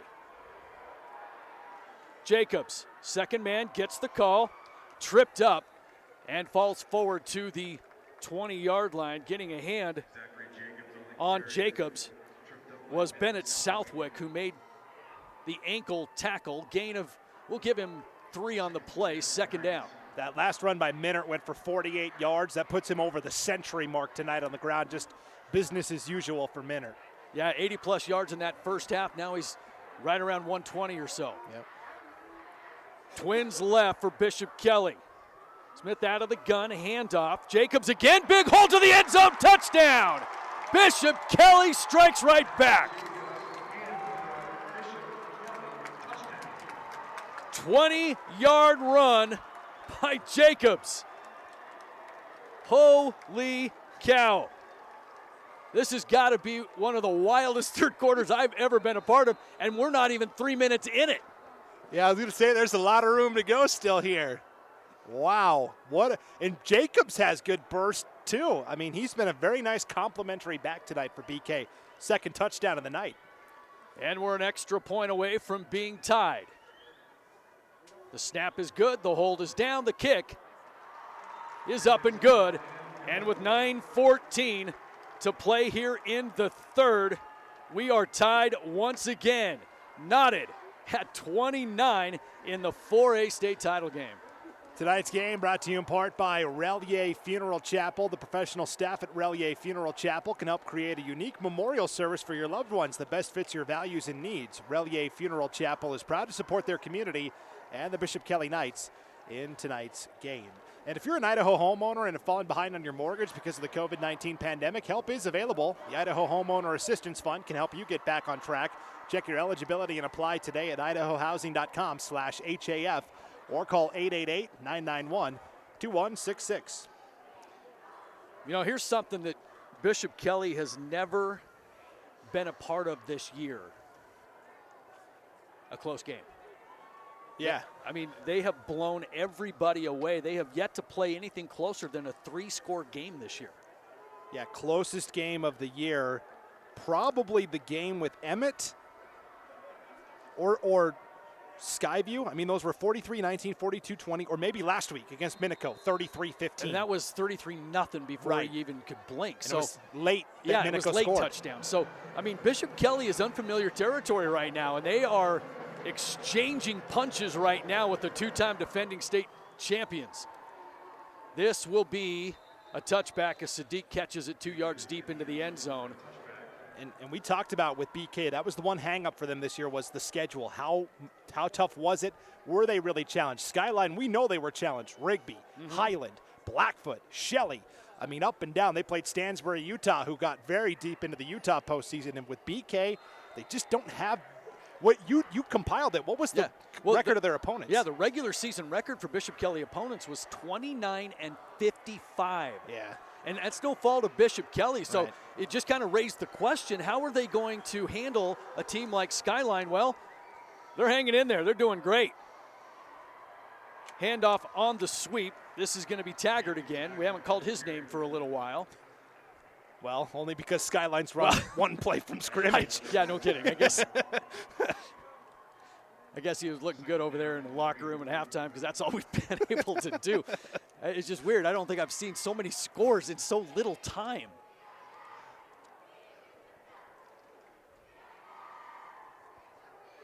Gain of 7 for Taggart. It'll be 2nd down and 3. Hackey working out of the gun. Handoff Silverio trying to pick his way through the right side. Gets out across the 30 to the 31. Penalty flag comes flying in. And another one as well as Silverio gets enough for the 1st down. And let's check the penalty. Yeah, and at the very end as well, Jack Dennis for Bishop Kelly was a little slow to get up, but it looks like he's all right. Face mask against Bishop Kelly is the call.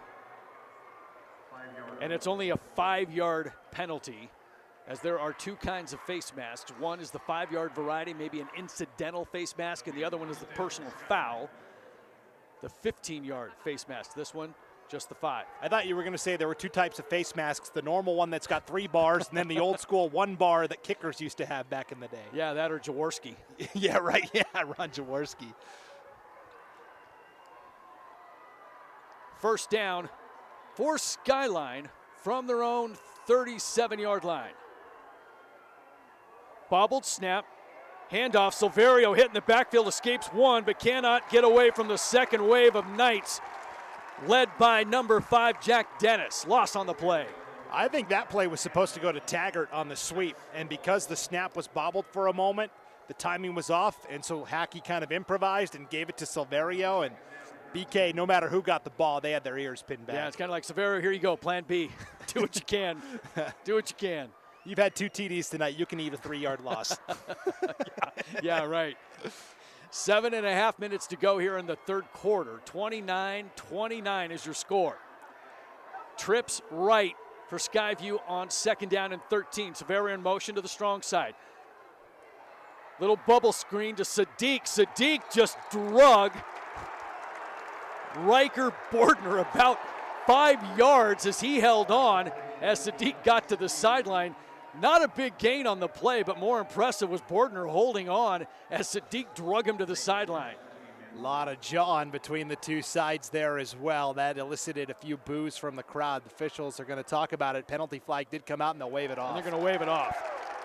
And again, the bubble screen to Sadiq, that was a low throw. He had to bend down to get it. If that's thrown in rhythm, I think Sadiq picks up 5, 6, 7 yards. Yeah, it's amazing what that does for timing. If your receiver has to go down and scoop it off the turf, throws off the timing, they're not allowed to get turned upfield as quickly as they should be able to, and sometimes they miss their opportunity. And a minimal gain on the play brings up 3rd down. 3rd down and 12 from the 35-yard line. Skyline again will send trips right, single receiver left side. Hackey working out of the gun. Hackey to pass, steps up into the pocket, flushed out of the pocket, now has to run, and brought down at the 40-yard line. The defense of the Bishop Kelly Knights comes through again. That was Jack Dennis making the tackle. Yeah, Dennis and also Jacobs coming in at the very end as well. He had great closing speed there. Hackey only gets 4 yards. This is another win for BK's defense, forcing a punt. And the punting unit comes on for Skyline. And you're right, a win for the defense, which might swing momentum back to the side of Bishop Kelly. All those BK fans that Paul said were seated and shell-shocked, I think Sadiq antagonizing them got them re-energized and back in this game. They're making a lot of noise, the Knights. Sadiq, the punter, will kick it away from his 30. Wow, what a leg. And that one's going to go over the head of the return man and inside the 5 and down at the 1. Oh, wow. Hamilton Woodruff downs that at the 1 yard line, and so you see Sadiq, the physical specimen that he is. That punt he just uncorked, that's a Big Sky Conference punt. That's not an Oregon punt necessarily, but a Big Sky Conference punt for sure. He kicked that thing from the 30-yard line, and it was downed at the 1 from his leg, almost 70 yards. It's not going to go as a 70-yard punt because it's from the line of scrimmage, right? So maybe about 60 yards or so, maybe high 50s, but still a big play that now swings field position in the favor of Skyline. So Bishop Kelly from the 1 yard line, their own one. Power I, 3 men in the backfield. Minert, the deep back, first man through, gets out across the 5 and a little bit of breathing room for Bishop Kelly. Skyline says the ball came out.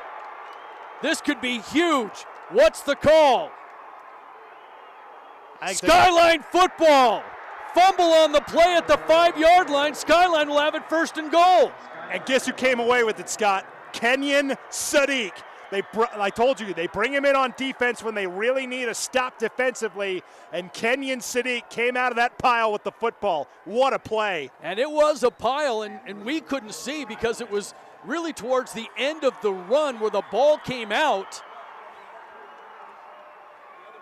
And Skyline comes away with it. A huge turnover. And the first one of the night for either team. That's correct. And that was a monumental stand by Skyline's defense because initially I thought, boy, BK's line challenged to be physical, pushed the pile. They got 5 yards, got breathing room. Minert tried to extend the play, though, and fumbled. Skyline first and goal from the BK5 following the turnover. Hackey out of the gun, flanked by Silverio. Silverio will get the call, right side, turns the corner to the end zone, touchdown. That was easy. Well, getting lined up wasn't easy. That was like a fire drill. Skyline offense was very late coming out on the field. They all had to sprint because the play clock was about to expire. Got the snap off, and Silverio for the 3rd time tonight finds the end zone. 5 yard run by Silverio. And the Grizzlies are back out on top. 35-29 pending the extra point.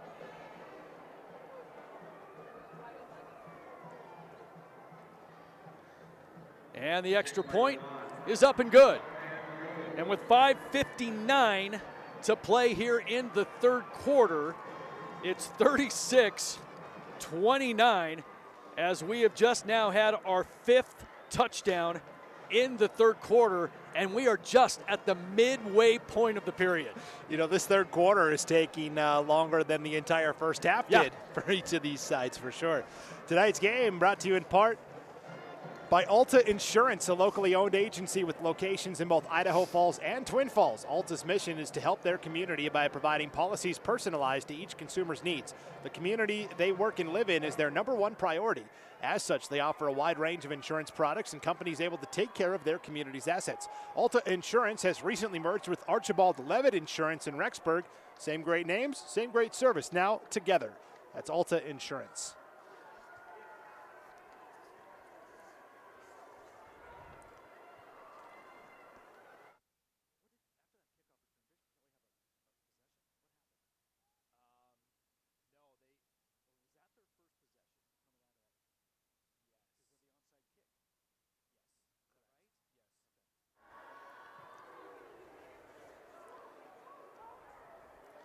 This one from the 1 yard line. Bishop Kelly will return.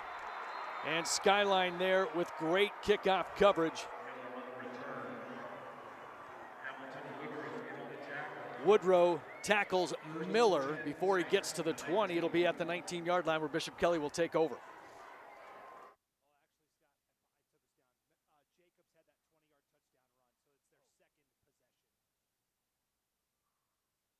Bring us back.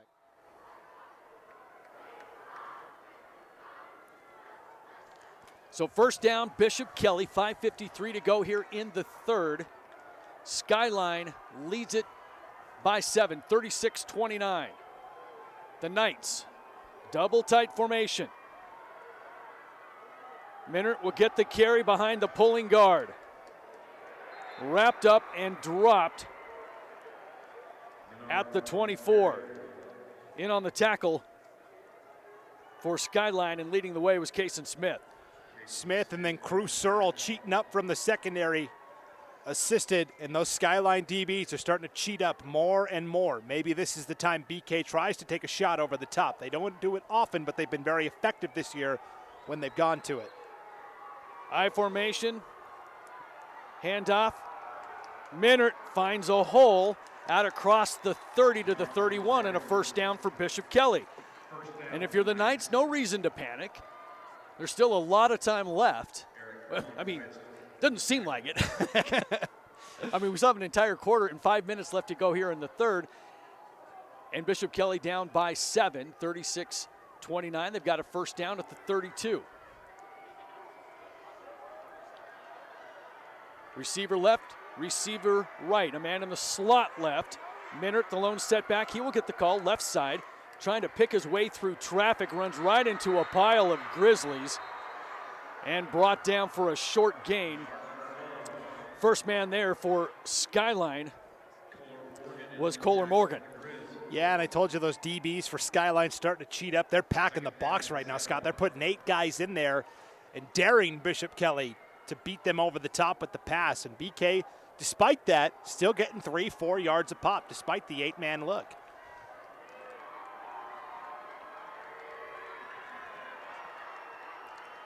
Two receivers left, one right. Smith to throw, going up top. He's got a man and he overthrew him.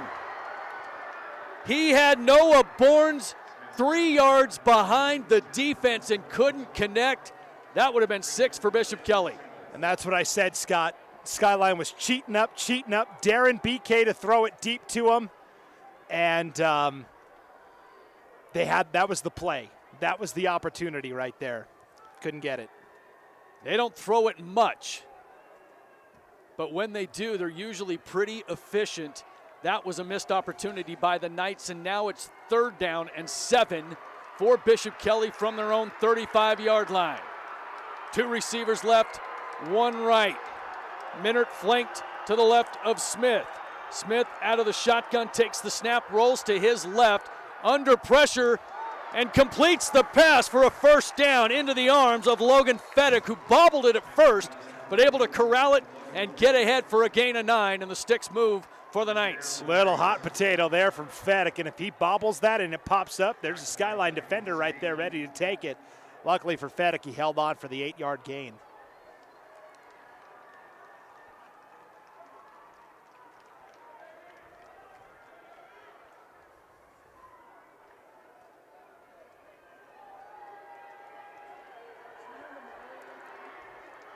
First down, Bishop Kelly, under 4 minutes to go here in the third. Handoff, Minert, nowhere to go.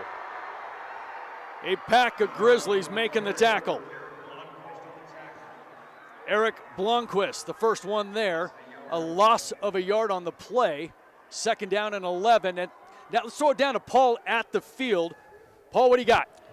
Hey guys, just really quick, after that big 3rd down conversion, we talked how it was getting a little bit chippy on that previous drive. There was that late hit out of bounds. The officials waved that flag off. They did the right thing there. They talked to both teams.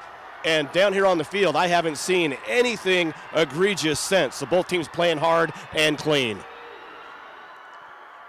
2nd down and 11. Smith to throw across the middle. Has got a man, complete. That's going to be Fedek, who bounces off a one tackler, gets inside the 20 and down at the 17. Nice pitch and catch from Smith to Fedek, and the Knights are in the red zone. What a play. 40-yard gain to Logan Feddick. And this is what I talked about. Skyline packing the box, daring Bishop Kelly to beat him over the top. And Hadley Smith more than happy to oblige. Back-to-back big receptions by Feddick. Feddick's been a guy that's been coming up big for Bishop Kelly as of late, especially in this run-heavy offense. They've got to have somebody to go to. Feddick and Welp last week. This week it's Feddick. Handoff. Minert breaks the tackle inside the 10, down to the 8.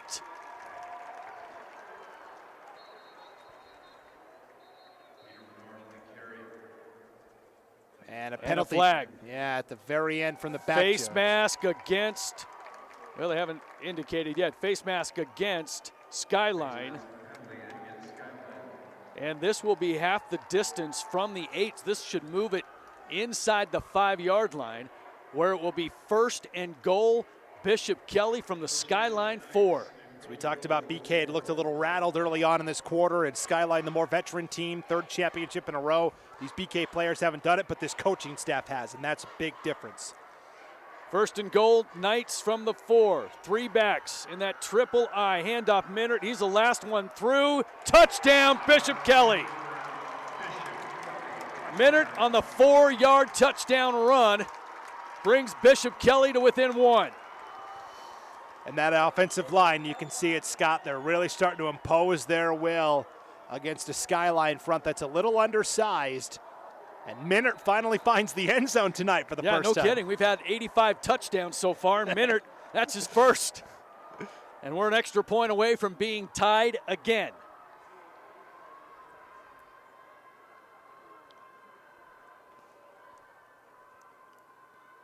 Good snap. The hold is down. The kick is blocked. Skyline got in on the left side and blocked the extra point.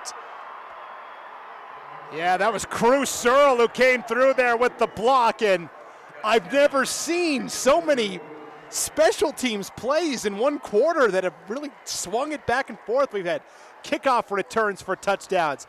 We've had onside kicks. We had a 70-yard punt. We had a blocked PAT, and we had a squib kick that nearly was recovered. I mean, I've never seen so many special teams plays in one quarter. And that's in less than 10 minutes of play here in the 3rd quarter. We still got 2:14 to play here in the 3rd.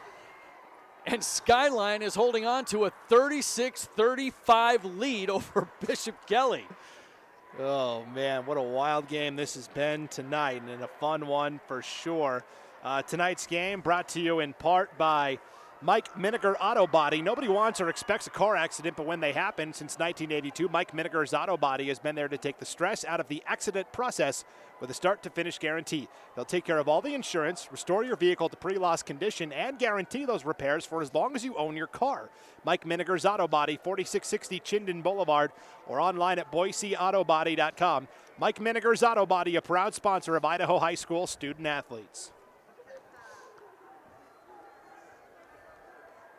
Well, it is 12 minutes after 11 o'clock Mountain Standard Time, and we still have 2 minutes to go in the 3rd quarter. We're not getting out of here until close to midnight in this 4A state title game.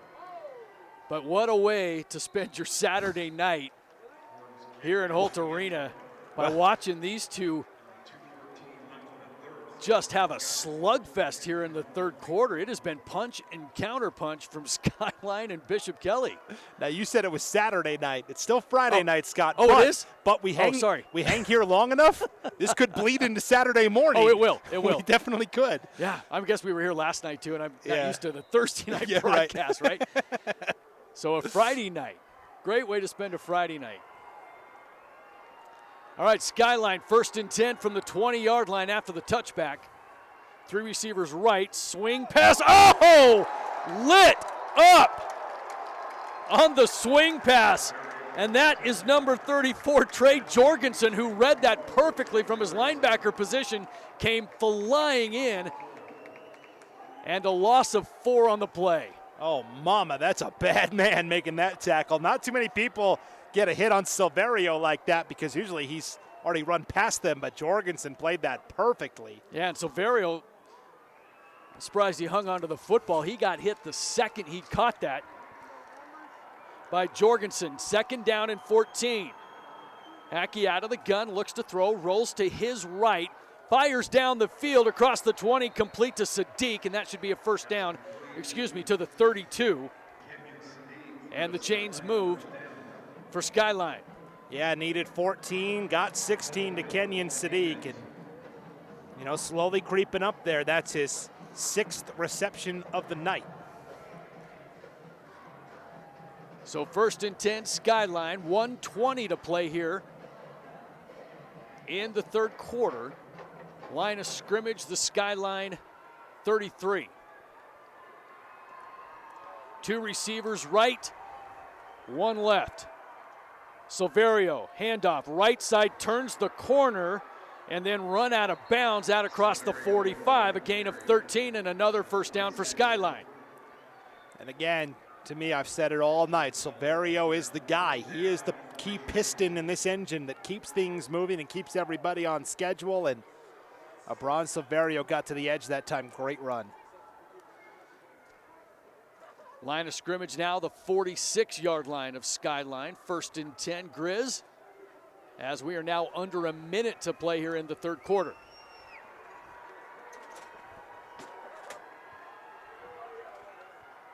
Out of the gun, handoff, Silverio, same play, trying to turn the corner, he won't get there. A tackle for loss by Bishop Kelly and Ryder Bordner. Bordner's had a couple of those tonight.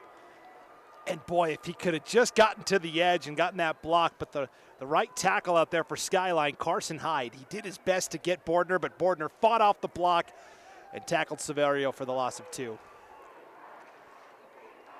That might take us to the end of the quarter here. And that will be the end of one of the wildest third quarters I have ever been a part of. We were tied at 14 coming out of the half. Several touchdowns later, we move to the fourth quarter. Skyline on top of Bishop Kelly, 36-35. We'll step away. Be right back. This is IdahoSports.com. Blackfoot Communications is and always has been deeply committed to the communities we serve. We strive every day to provide exceptional customer experiences and a vision to bring fiber-based services to every home and business in our service territory. This year, we're beginning our fiber construction to the Island Park area in Idaho. To learn more, visit goblackfoot.com/IdahoSports. Good luck in this year's tournament.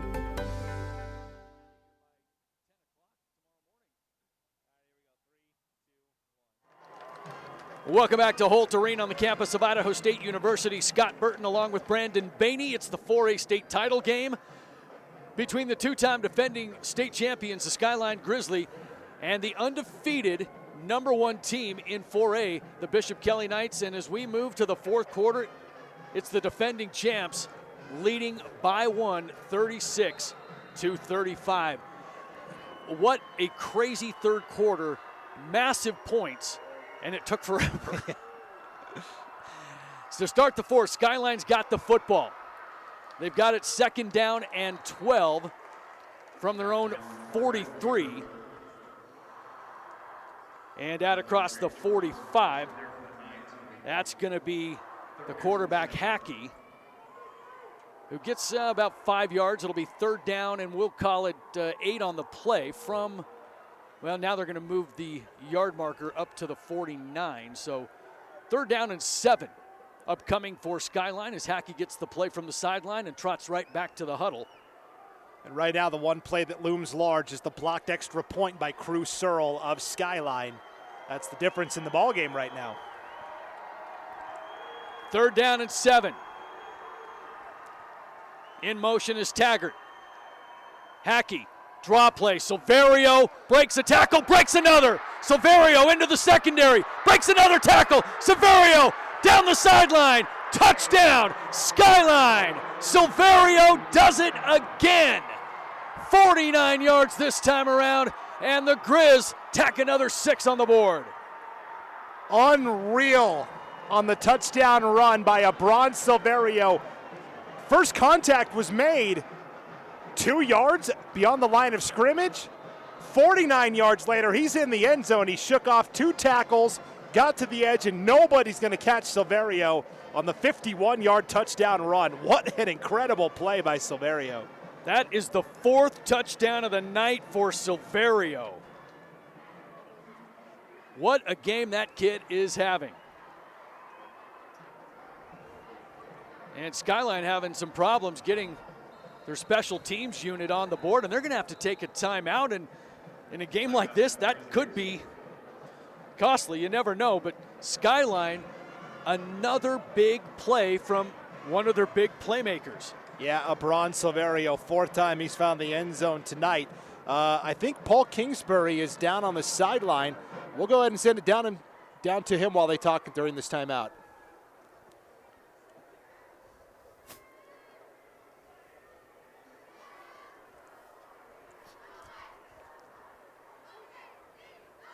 That doesn't look like Paul was ready. So, okay, that was your one. Oh, now we go. Here we go.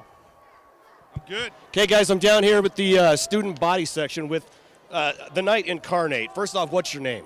Mark Madison. Mark Madison. I'm Nick Seats' uncle. Got it. So you made the outfit. Yeah, I got to put it all together. Had to get pumped up for this game. So have you been doing this for every game, or is this the First time ever just for this game. So is it going to be a tradition now?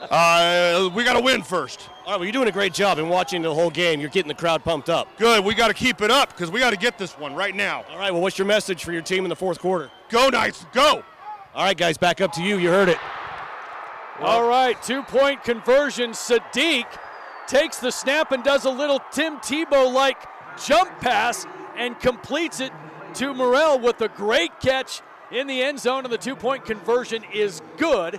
And that is a huge conversion, Brandon. And I'll tell you why, is because that all of a sudden makes it a 2-score game. So Skyline not having enough people on the field for the point after. They had to burn the timeout. I'm wondering if Coach Berger wanted to go for 2 the entire time, and Skyline wasn't aware of it. They called the timeout, and again, how many times has Coach Berger, the Riverboat Gambler, rolled the dice tonight? The onside kick following a penalty. Remember, it was an onside kick that had to go 15 yards. He went for it on 4th and 1, deep in his own territory, and they're going for 2 to extend the lead out to 9. A monumental 2-point conversion there from Skyline over Bishop Kelly. The BK fans thought it was an incomplete pass because Morrell had to stoop down to get it, but looked good from up here. It was good. I was watching the whole thing through the binoculars and saw every inch of that, and it was a clean catch and a great catch by Morrell. And now Bishop Kelly finds themselves down 2 scores, but still loads of time left in this one. Well, and I think the BK fans are going to say Paul's the bad luck guy. He was doing the interview with the Incarnate Knight, the mascot that's here for Bishop Kelly, and what happens? They go down 2 scores on that 2-point conversion, so he's the bad luck guy. And this kick will go into the end zone. No return, touchback, and Bishop Kelly will have it first down. Now, every time we've asked the question, can one of these teams answer the bell?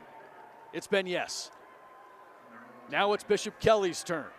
So now the offense has to score, and BK's taken a lot of time off the clock on most of their drives tonight. They've already stopped Skyline twice tonight and forced punts. They would need to then do it a 3rd time. Not impossible, but it's a tough order for Bishop Kelly with just 10:58 to go. Yeah, I mean, it's a 2-score game. And this is the first time all night it's been more than a 1-score game. Yep. I mean, that's how close this has been. Back and forth, hand off, Minert cuts it up. Minert jumps over a tackler at the 25 and gets out to the 27. 7-yard gain on the play, 2nd down and 3. Yeah, Riker Morgan coming up to make the tackle for Skyline that time. And we saw in the last drive, it culminated in a touchdown run for Minert, but it was the passing of Smith to Fedek that got them down the field. Can they take advantage again through the air? They moved the line of scrimmage back to the 26. Only a 6-yard gain. 2 receivers to the right. Smith under center this time. Play action. Smith to throw. Has got a man at the 40-yard line. It's incomplete. On that far side, it was Bournes, and I'm not so sure he just couldn't get the handle on it because the defender closed a little bit late.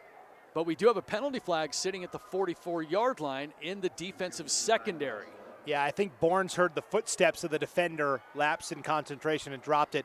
Flag came from the other side, away from where Bournes was. I wonder if this might be a defensive hold on Skyline. It is. It's holding against Skyline. And normally when you see a flag in that defensive secondary, it's going against the defense. And that's exactly what happened here. A holding call will give Bishop Kelly a first down and push the football out to the 36-yard line. But we talked about this is what BK has to do. They have to pass the ball efficiently enough to keep that Skyline defense honest because they're continuing to crowd the box. Slot right, Smith under center. Handoff, Minert. Tackled by 7 Skyline defenders at the 41.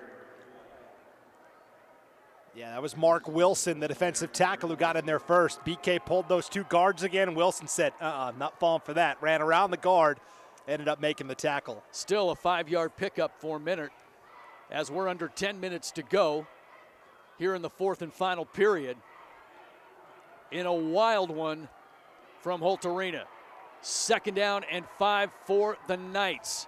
Same formation, just flip the strength. Handoff, Minert. Hit in the backfield, breaks a tackle, and then fortunate to get back to the line of scrimmage. And it'll be 3rd down.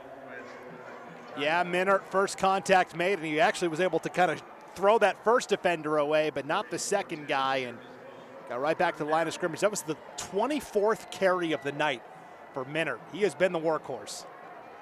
And we knew he was going to have to carry the load, and he definitely has. He's been doing it all season long. 3rd down and 5. Smith out of the gun. Bournes in motion. Smith to throw, under pressure, and down he goes.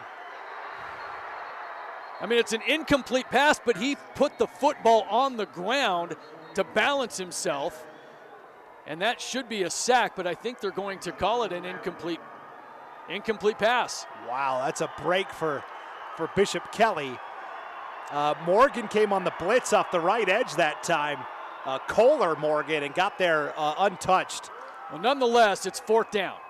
And Bishop Kelly sends the punting unit onto the field, 8:53 to go. That was a huge defensive stop for Skyline. Yeah, I worry about BK punting away here and not being able to get a stop defensively.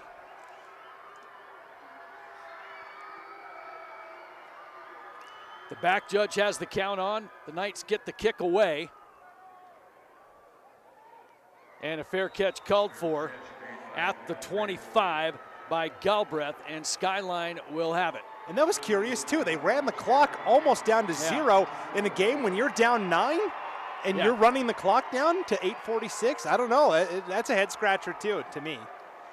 Well, let's see what the Knight defense can do, because they are going to need a stop right here. They need 2 possessions to make this happen, and they've got 3 timeouts left.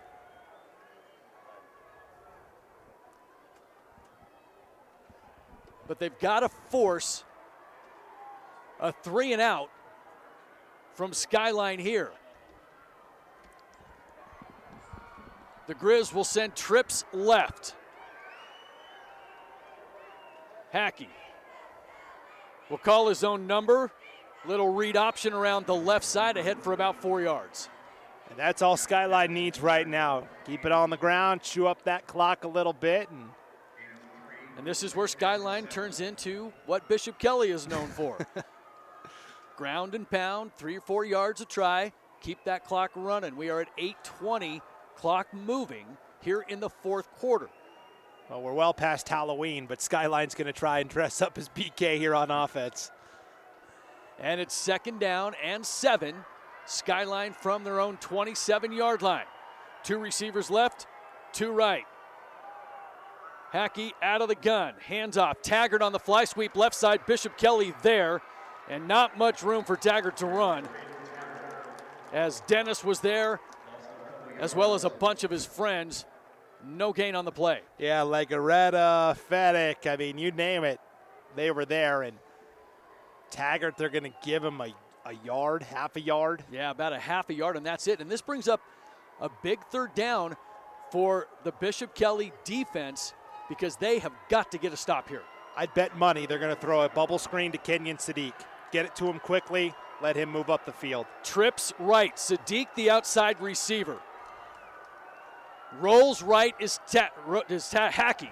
Hackey puts the ball under his arm and runs for a first down out across the 35. Needed 7, got 9. That works too. The receivers flood downfield. Everybody's worried about Sadiq. Everyone forgets about Hackey. And I think Hackey was originally looking to throw. Yeah. But Bishop Kelly had it all shut down, and Hackey just tucked it under his arm and ran for the first down. And that's a huge first down for Skyview out to the 37, 7:15 to play. Clock stopped right now because Hackey ran out of bounds. And that's the element that Hackey added to his game this year, the ability to take off and run in certain spots. Hackey will work out of the gun. Taggart in motion, fake to him. Silverio get the call. Silverio bounces it out. Silverio, another nice run on first down out across the 40 to the 43. Jorgensen coming up to make the tackle for Bishop Kelly, but this is just Skyline kind of slowly letting this thing bleed out. Gain of 6 on the play, 2nd down and 4. We're under 7 minutes to go.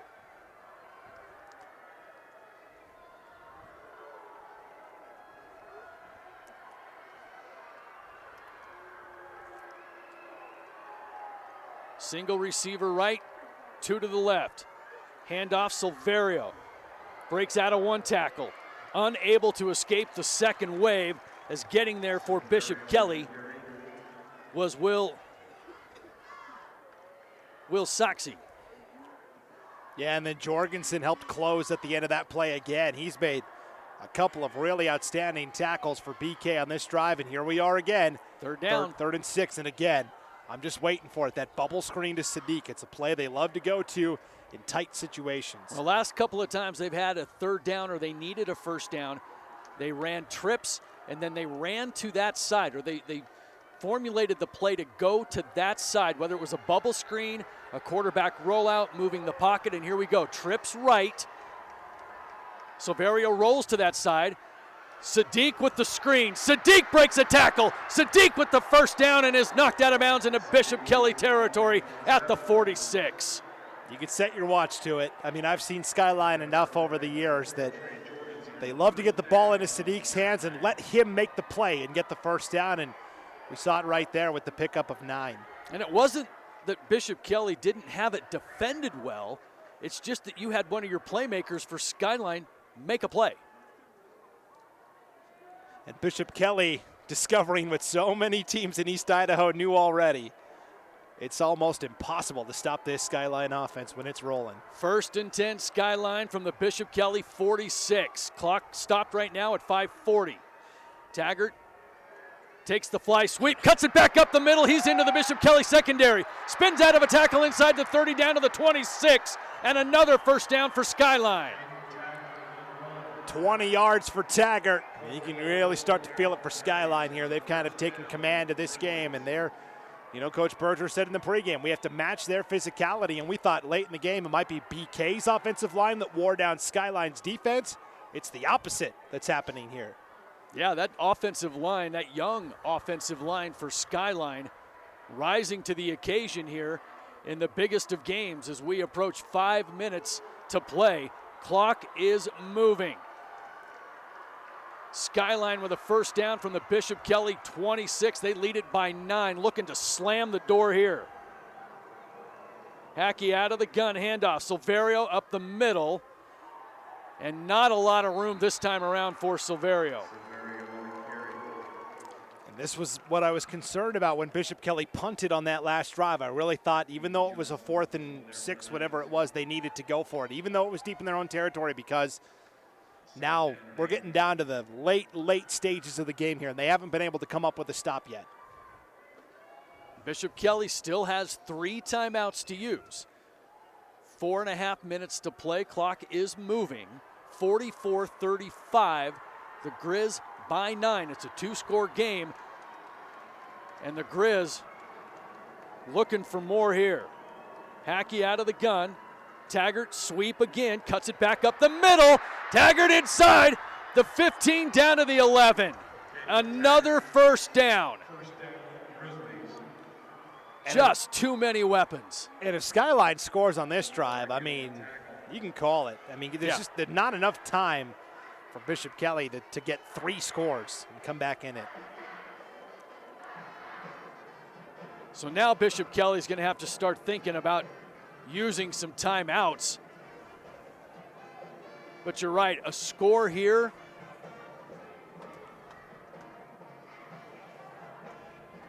is trouble.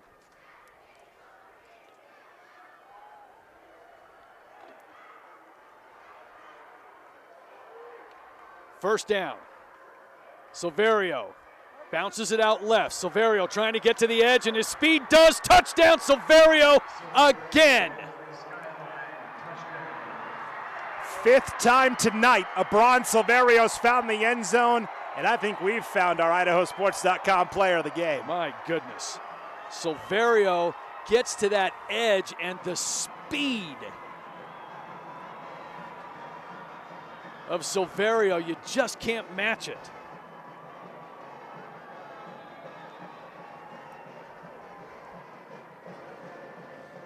And it's 50-35, and the crowd is starting to empty out just a little bit here, but, you know, the extra point up and good makes it, oh, it's no good, beg your pardon, it's a 15-point game. It's still a 2-score game.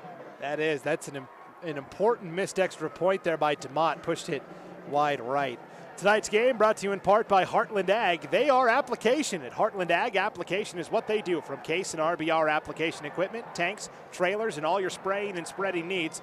Located in Burley, give them a call at 800-994-9120 or find them online at heartlandag.com.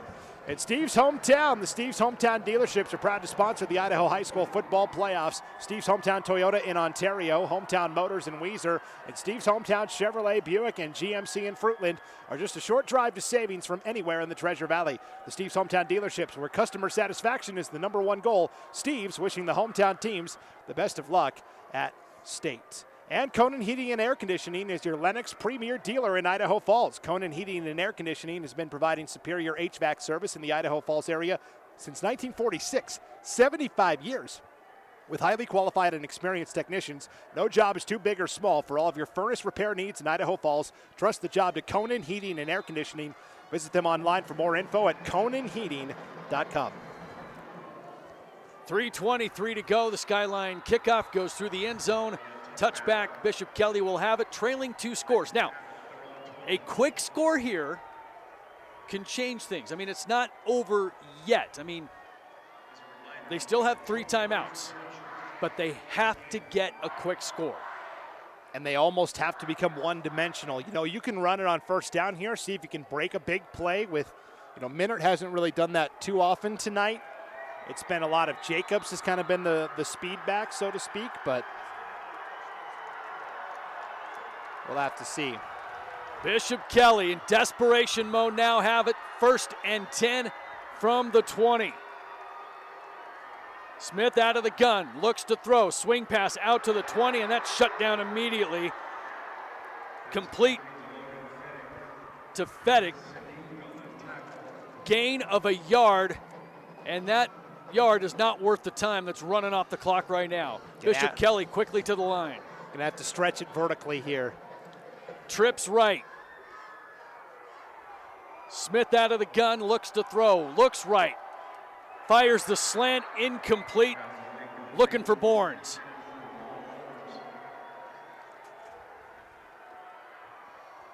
And it's 3rd down, clock stops, 2:54. And turning one-dimensional is not Bishop Kelly's game. It's not that they can't throw the ball, but it's not about being one-dimensional. They do such a great job of mixing run and pass that this is not their style right now, and it's 3rd down and 9. When they've been successful in the past, it's because of what the run has set up, and right now they don't have time to set it up with the run. Trips right on 3rd and 9. Smith out of the gun, flanked to the right by Minert. Takes the snap, looks to his right. fires, slant, incomplete, flags come flying in. This is going to go against Skyline. The intended receiver was Monahan, and the officials are going to say that Skyline hit Monahan before the ball got there. That is the call, and a huge break for Bishop Kelly. Yeah, Kobe Klein with the pass break up there for Skyline, and I don't know, bang play. Without instant replay, it's going to be hard to see, but 50-50 call. Skyline fans obviously don't like it, but big hit delivered by Klein. And instead of facing 4th and 9, Bishop Kelly's going to have a first down out to the 36. 2:48 to go, clock is stopped. Bishop Kelly comes to the line, same formation, trips right. Minert flanking Smith to his right. Smith takes the snap, rolls to his right, now looks back across the way to Dennis on a screen to the weak side, and Dennis out across the 40, gain of about 5 or 6. Clock is running, 2:35 to go. Bishop Kelly still with those 3 timeouts. The Knights quickly to the line. 1 receiver to the left, 2 to the right for Smith. Smith to his right, moves the pocket. Smith has got room to run if he wants to run. He tucks it under and gets out of bounds near the first down marker, and a big hit on Smith just as he was going out of bounds. Nearly drew a flag, but the officials kept it in their pocket. And again, that was Kobe Klein. He got the penalty flag for the early hit. Hey, he says, you know what? I'm going to make the big hit, and if they get a flag, so be it. And that was very, very close.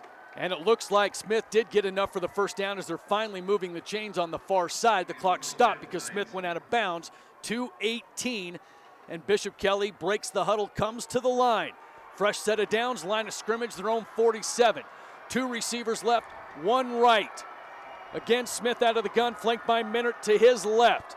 Smith takes the snap, steps up in the pocket, under duress, throws it away, and what a play by Smith to get rid of it. The pocket collapsed. Skyline looking for an intentional grounding, and they're not going to get it. But a heady play by Smith to throw it away and stop the clock with 2:12, and the officials are still talking about it. And it doesn't look like they're going to throw the flag. They're not. 2nd down and 10, clock stop, 2:12. Yeah, and that was Eric Blomqvist bringing the heat defensively for Skyline. That front 4 for Skyline's done a pretty good job all night. Well, this is a time where Skyline can really just pin their ears back and come after the quarterback.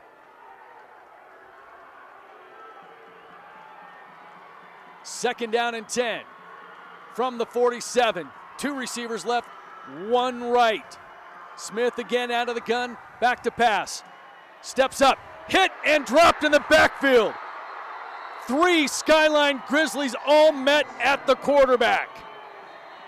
And now Bishop Kelly's going to have to burn one of their 3 timeouts with 2:01 remaining. Yeah, that was Travis Southwick, the first guy to get there, but like you said, it was kind of a party down there in the backfield. Meet at the quarterback, and that's, really a coverage sack because Smith had some time, stepped up into the pocket. There was just nobody to throw it to, and then everything collapsed on him, and a loss on the play pushes the line of scrimmage back to the 43-yard line, where it will be 3rd down and 13 coming out of this timeout. Yeah, and you feel like now the down marker has got 4th down. Scoreboard says 3rd down. Is it 4? I think it's 3rd down, I think right? it's 3rd. Let's see if they change that. Something to keep an eye on.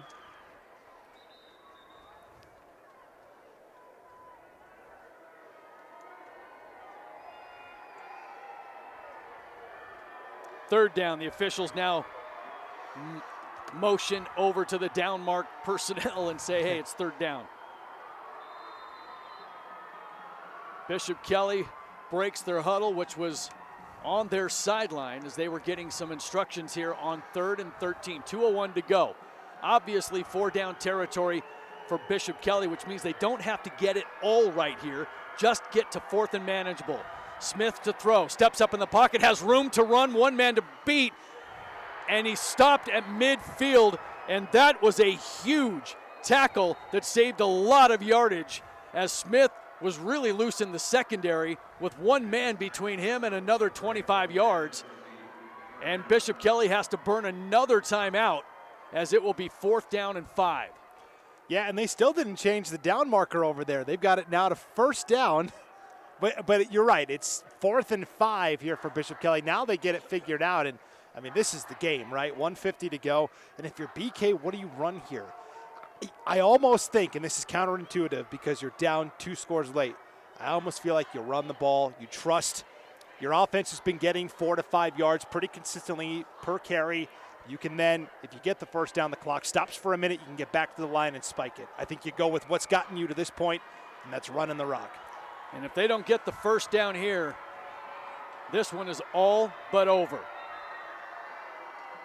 Bishop Kelly down 50 to 35 with 1:50 on the clock will face 4th down and 5 from the Skyline 49-yard line.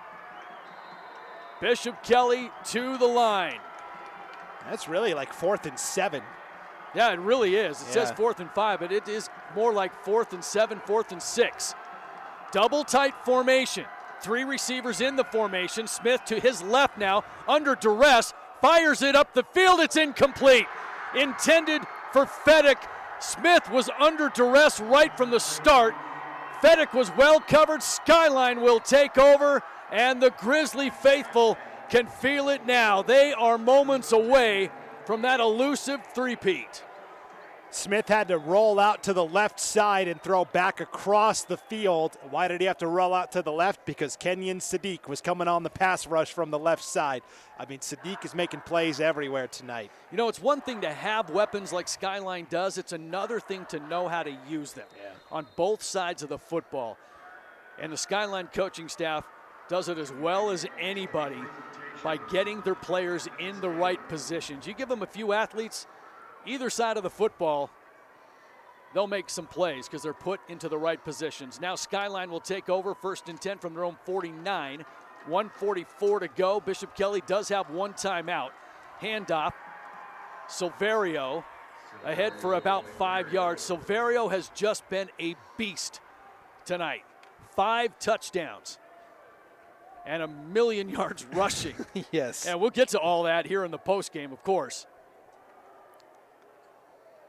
And we'll go down to the field for a post-game interview with our IdahoSports.com player of the game as well. Looks like Bishop Kelly maybe took their last time out here. They did. Bishop Kelly stops the clock. 1:38 to go.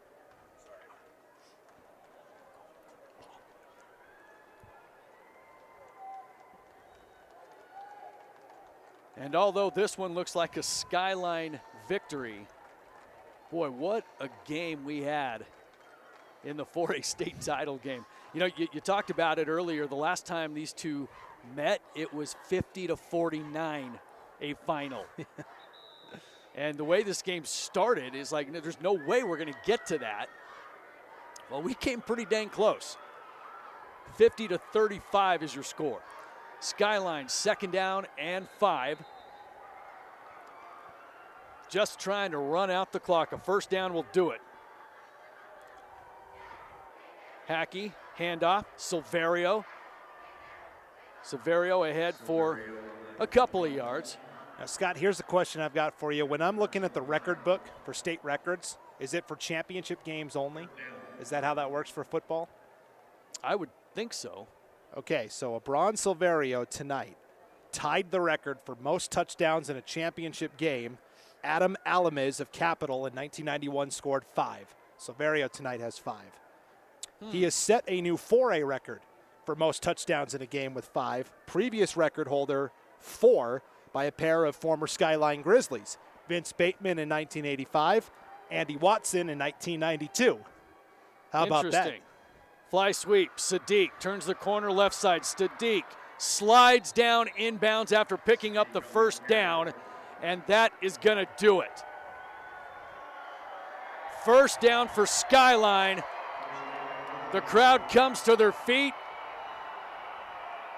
The clock winds, and I think Skyline's just going to have to snap it one more time, and this thing will be over. Victory formation now for the Grizz.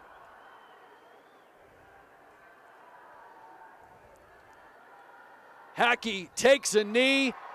That will do it. 3 in a row. The king of the mountain again is Skyline. There is none better in 4A football. Skyline Grizzlies, your 4A state champions.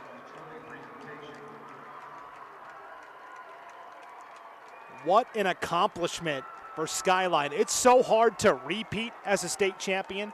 It's hard to win one. Yes. To three-peat, what an accomplishment. Because it's not the same players. I mean, you've got to cycle these players in and out. And somehow Skyline got it done for the 3rd year in a row. Congratulations to the Skyline Grizzlies, your 4A state champions. 50-35 is your final score. As we await the trophy presentation down at midfield, and also the interview with our IdahoSports.com player of the game, as we'll send Brandon Baney down to the field to grab Silverio, Abron Silverio, the senior running back, into the end zone 5 times tonight to lead Skyline. And we should hear from him momentarily, but right now it's the trophy presentation.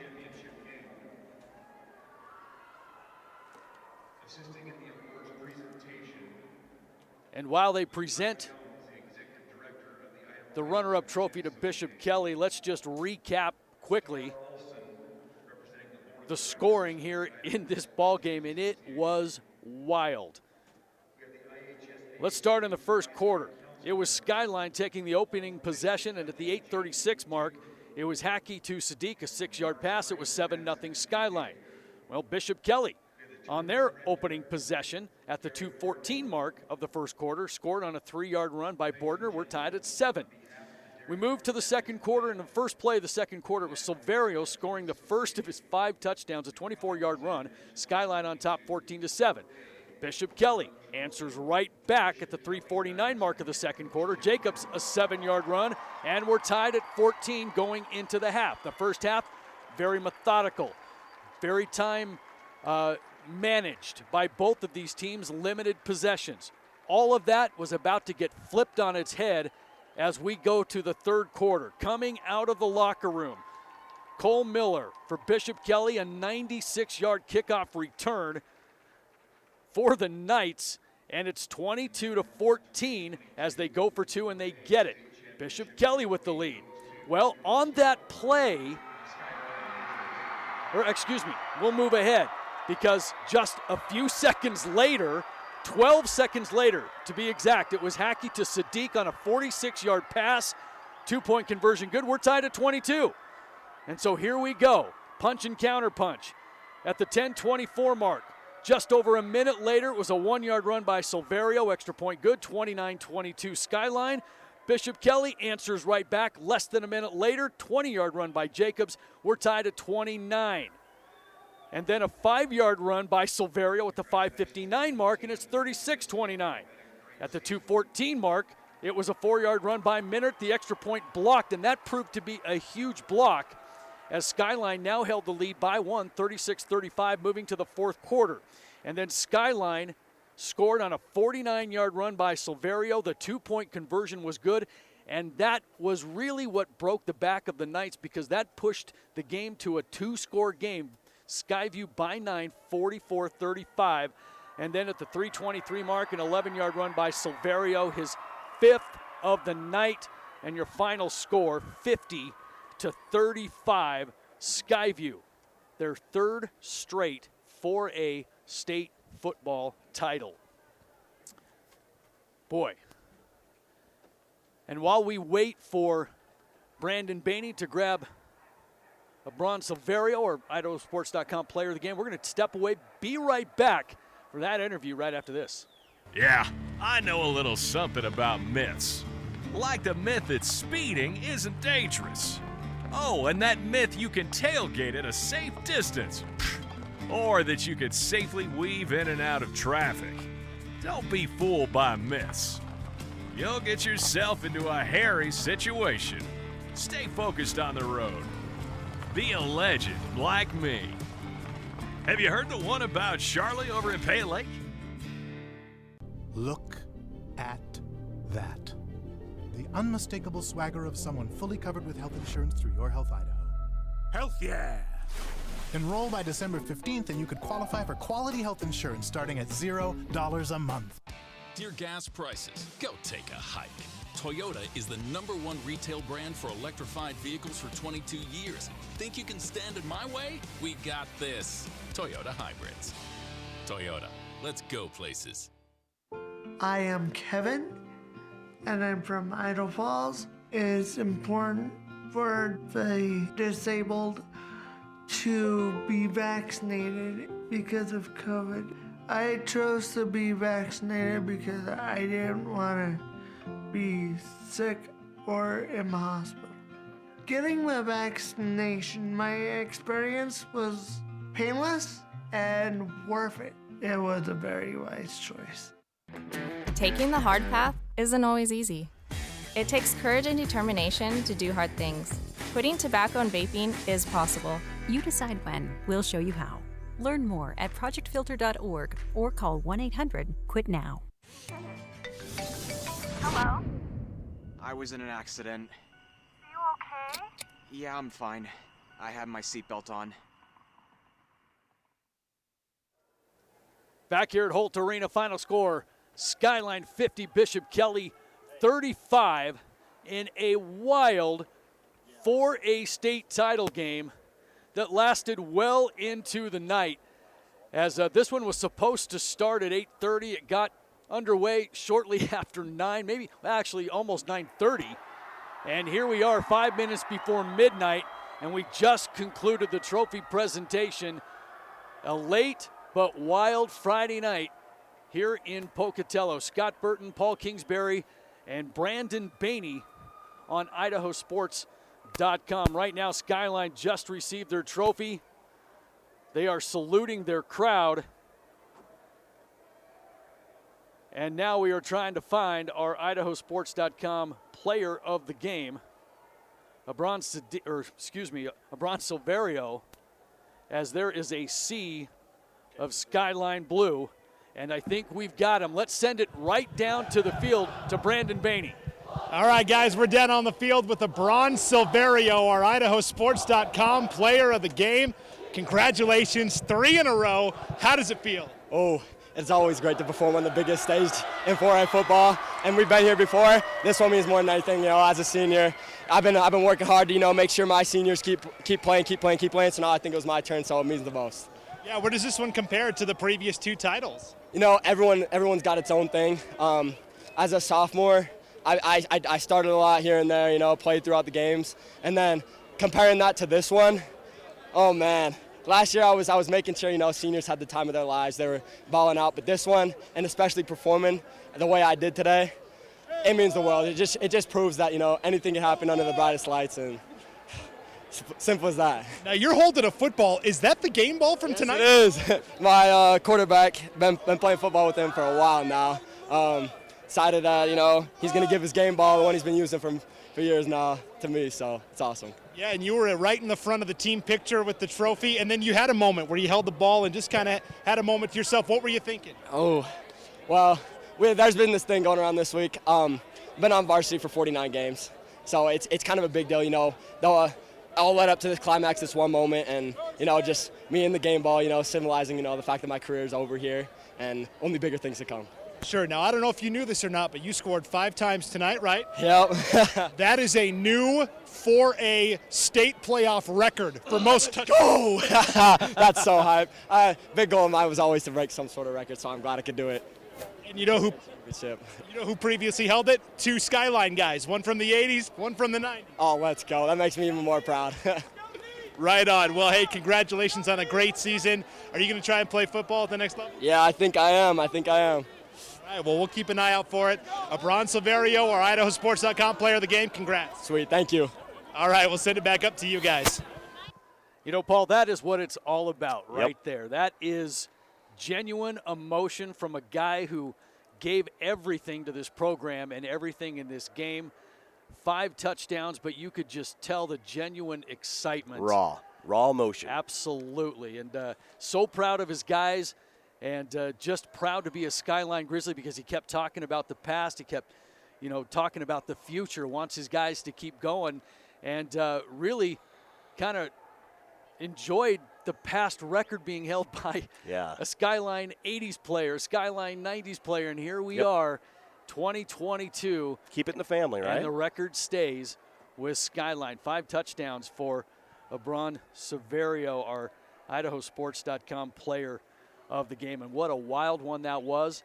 And it wraps up our action here at Holt Arena. And boy, we had some fantastic games here, capped off by one of the wildest ones we've had in a while, especially that third quarter where it was just punch and counterpunch, and it was anybody's game up until the final minutes. But it was the 2-time defending state champs, battle-tested, experienced, that came away with the win. And that's not to take anything away from the number 1 and previously undefeated Bishop Kelly Knights, as they had a heck of a season coming out of the SIC. So congratulations to them. Head coach Tim Brennan, very successful program, top-notch, very classy, coming away with a trophy tonight, just not the color that they wanted. That belongs to the 3-time defending state champs, the Skyline Grizzly. Well, that's going to do it for us here. This has been an IdahoSports.com GameStreams production of the 2022 Idaho High School Football Playoffs. Tournament coverage on IdahoSports.com is presented by Project Filter, Your Health Idaho, the Department of Health and Welfare, and the Idaho Transportation Department. Also brought to you in part by Wide Cooperative and your local Toyota dealers. And this broadcast was also made possible by the great support from these local business partners of IdahoSports.com, and they include Magara Peterson Group, High Desert Hardwood, Relier Funeral Home, Steve's Hometown, Mike Miniger Auto Body, Bob's Bicycle, and from Skyline Idaho Housing, Blackfoot Telephone Cooperative, Conan Heating and Air, Alta Insurance, Kelly Canyon, Lava Hot Springs, and Heartland AG. Without their support, these broadcasts aren't possible to you. So many thanks to our local business partners, and special thanks to everyone here at Holt Arena for their hospitality and help in getting these games broadcast to you. And congratulations again to our IdahoSports.com player of the game, Abron Silverio. 120 yards rushing, 5 touchdowns to go along with 60 yards receiving, and a new 4A state record with touchdowns. And the IdahoSports.com player of the game presented by the Idaho Transportation Department. Well, thanks again for joining us as the Skyline Grizzlies complete the three-peat and defeat the number 1 seed, the Bishop Kelly Knights, by a final score of 50-35. Well, for my broadcast partners, Paul Kingsbury down on the field, up here in the booth, Brandon Bainey, and everyone else behind the scenes here at IdahoSports.com, my name is Scott Burton. Thanks for joining us, and so long, everybody.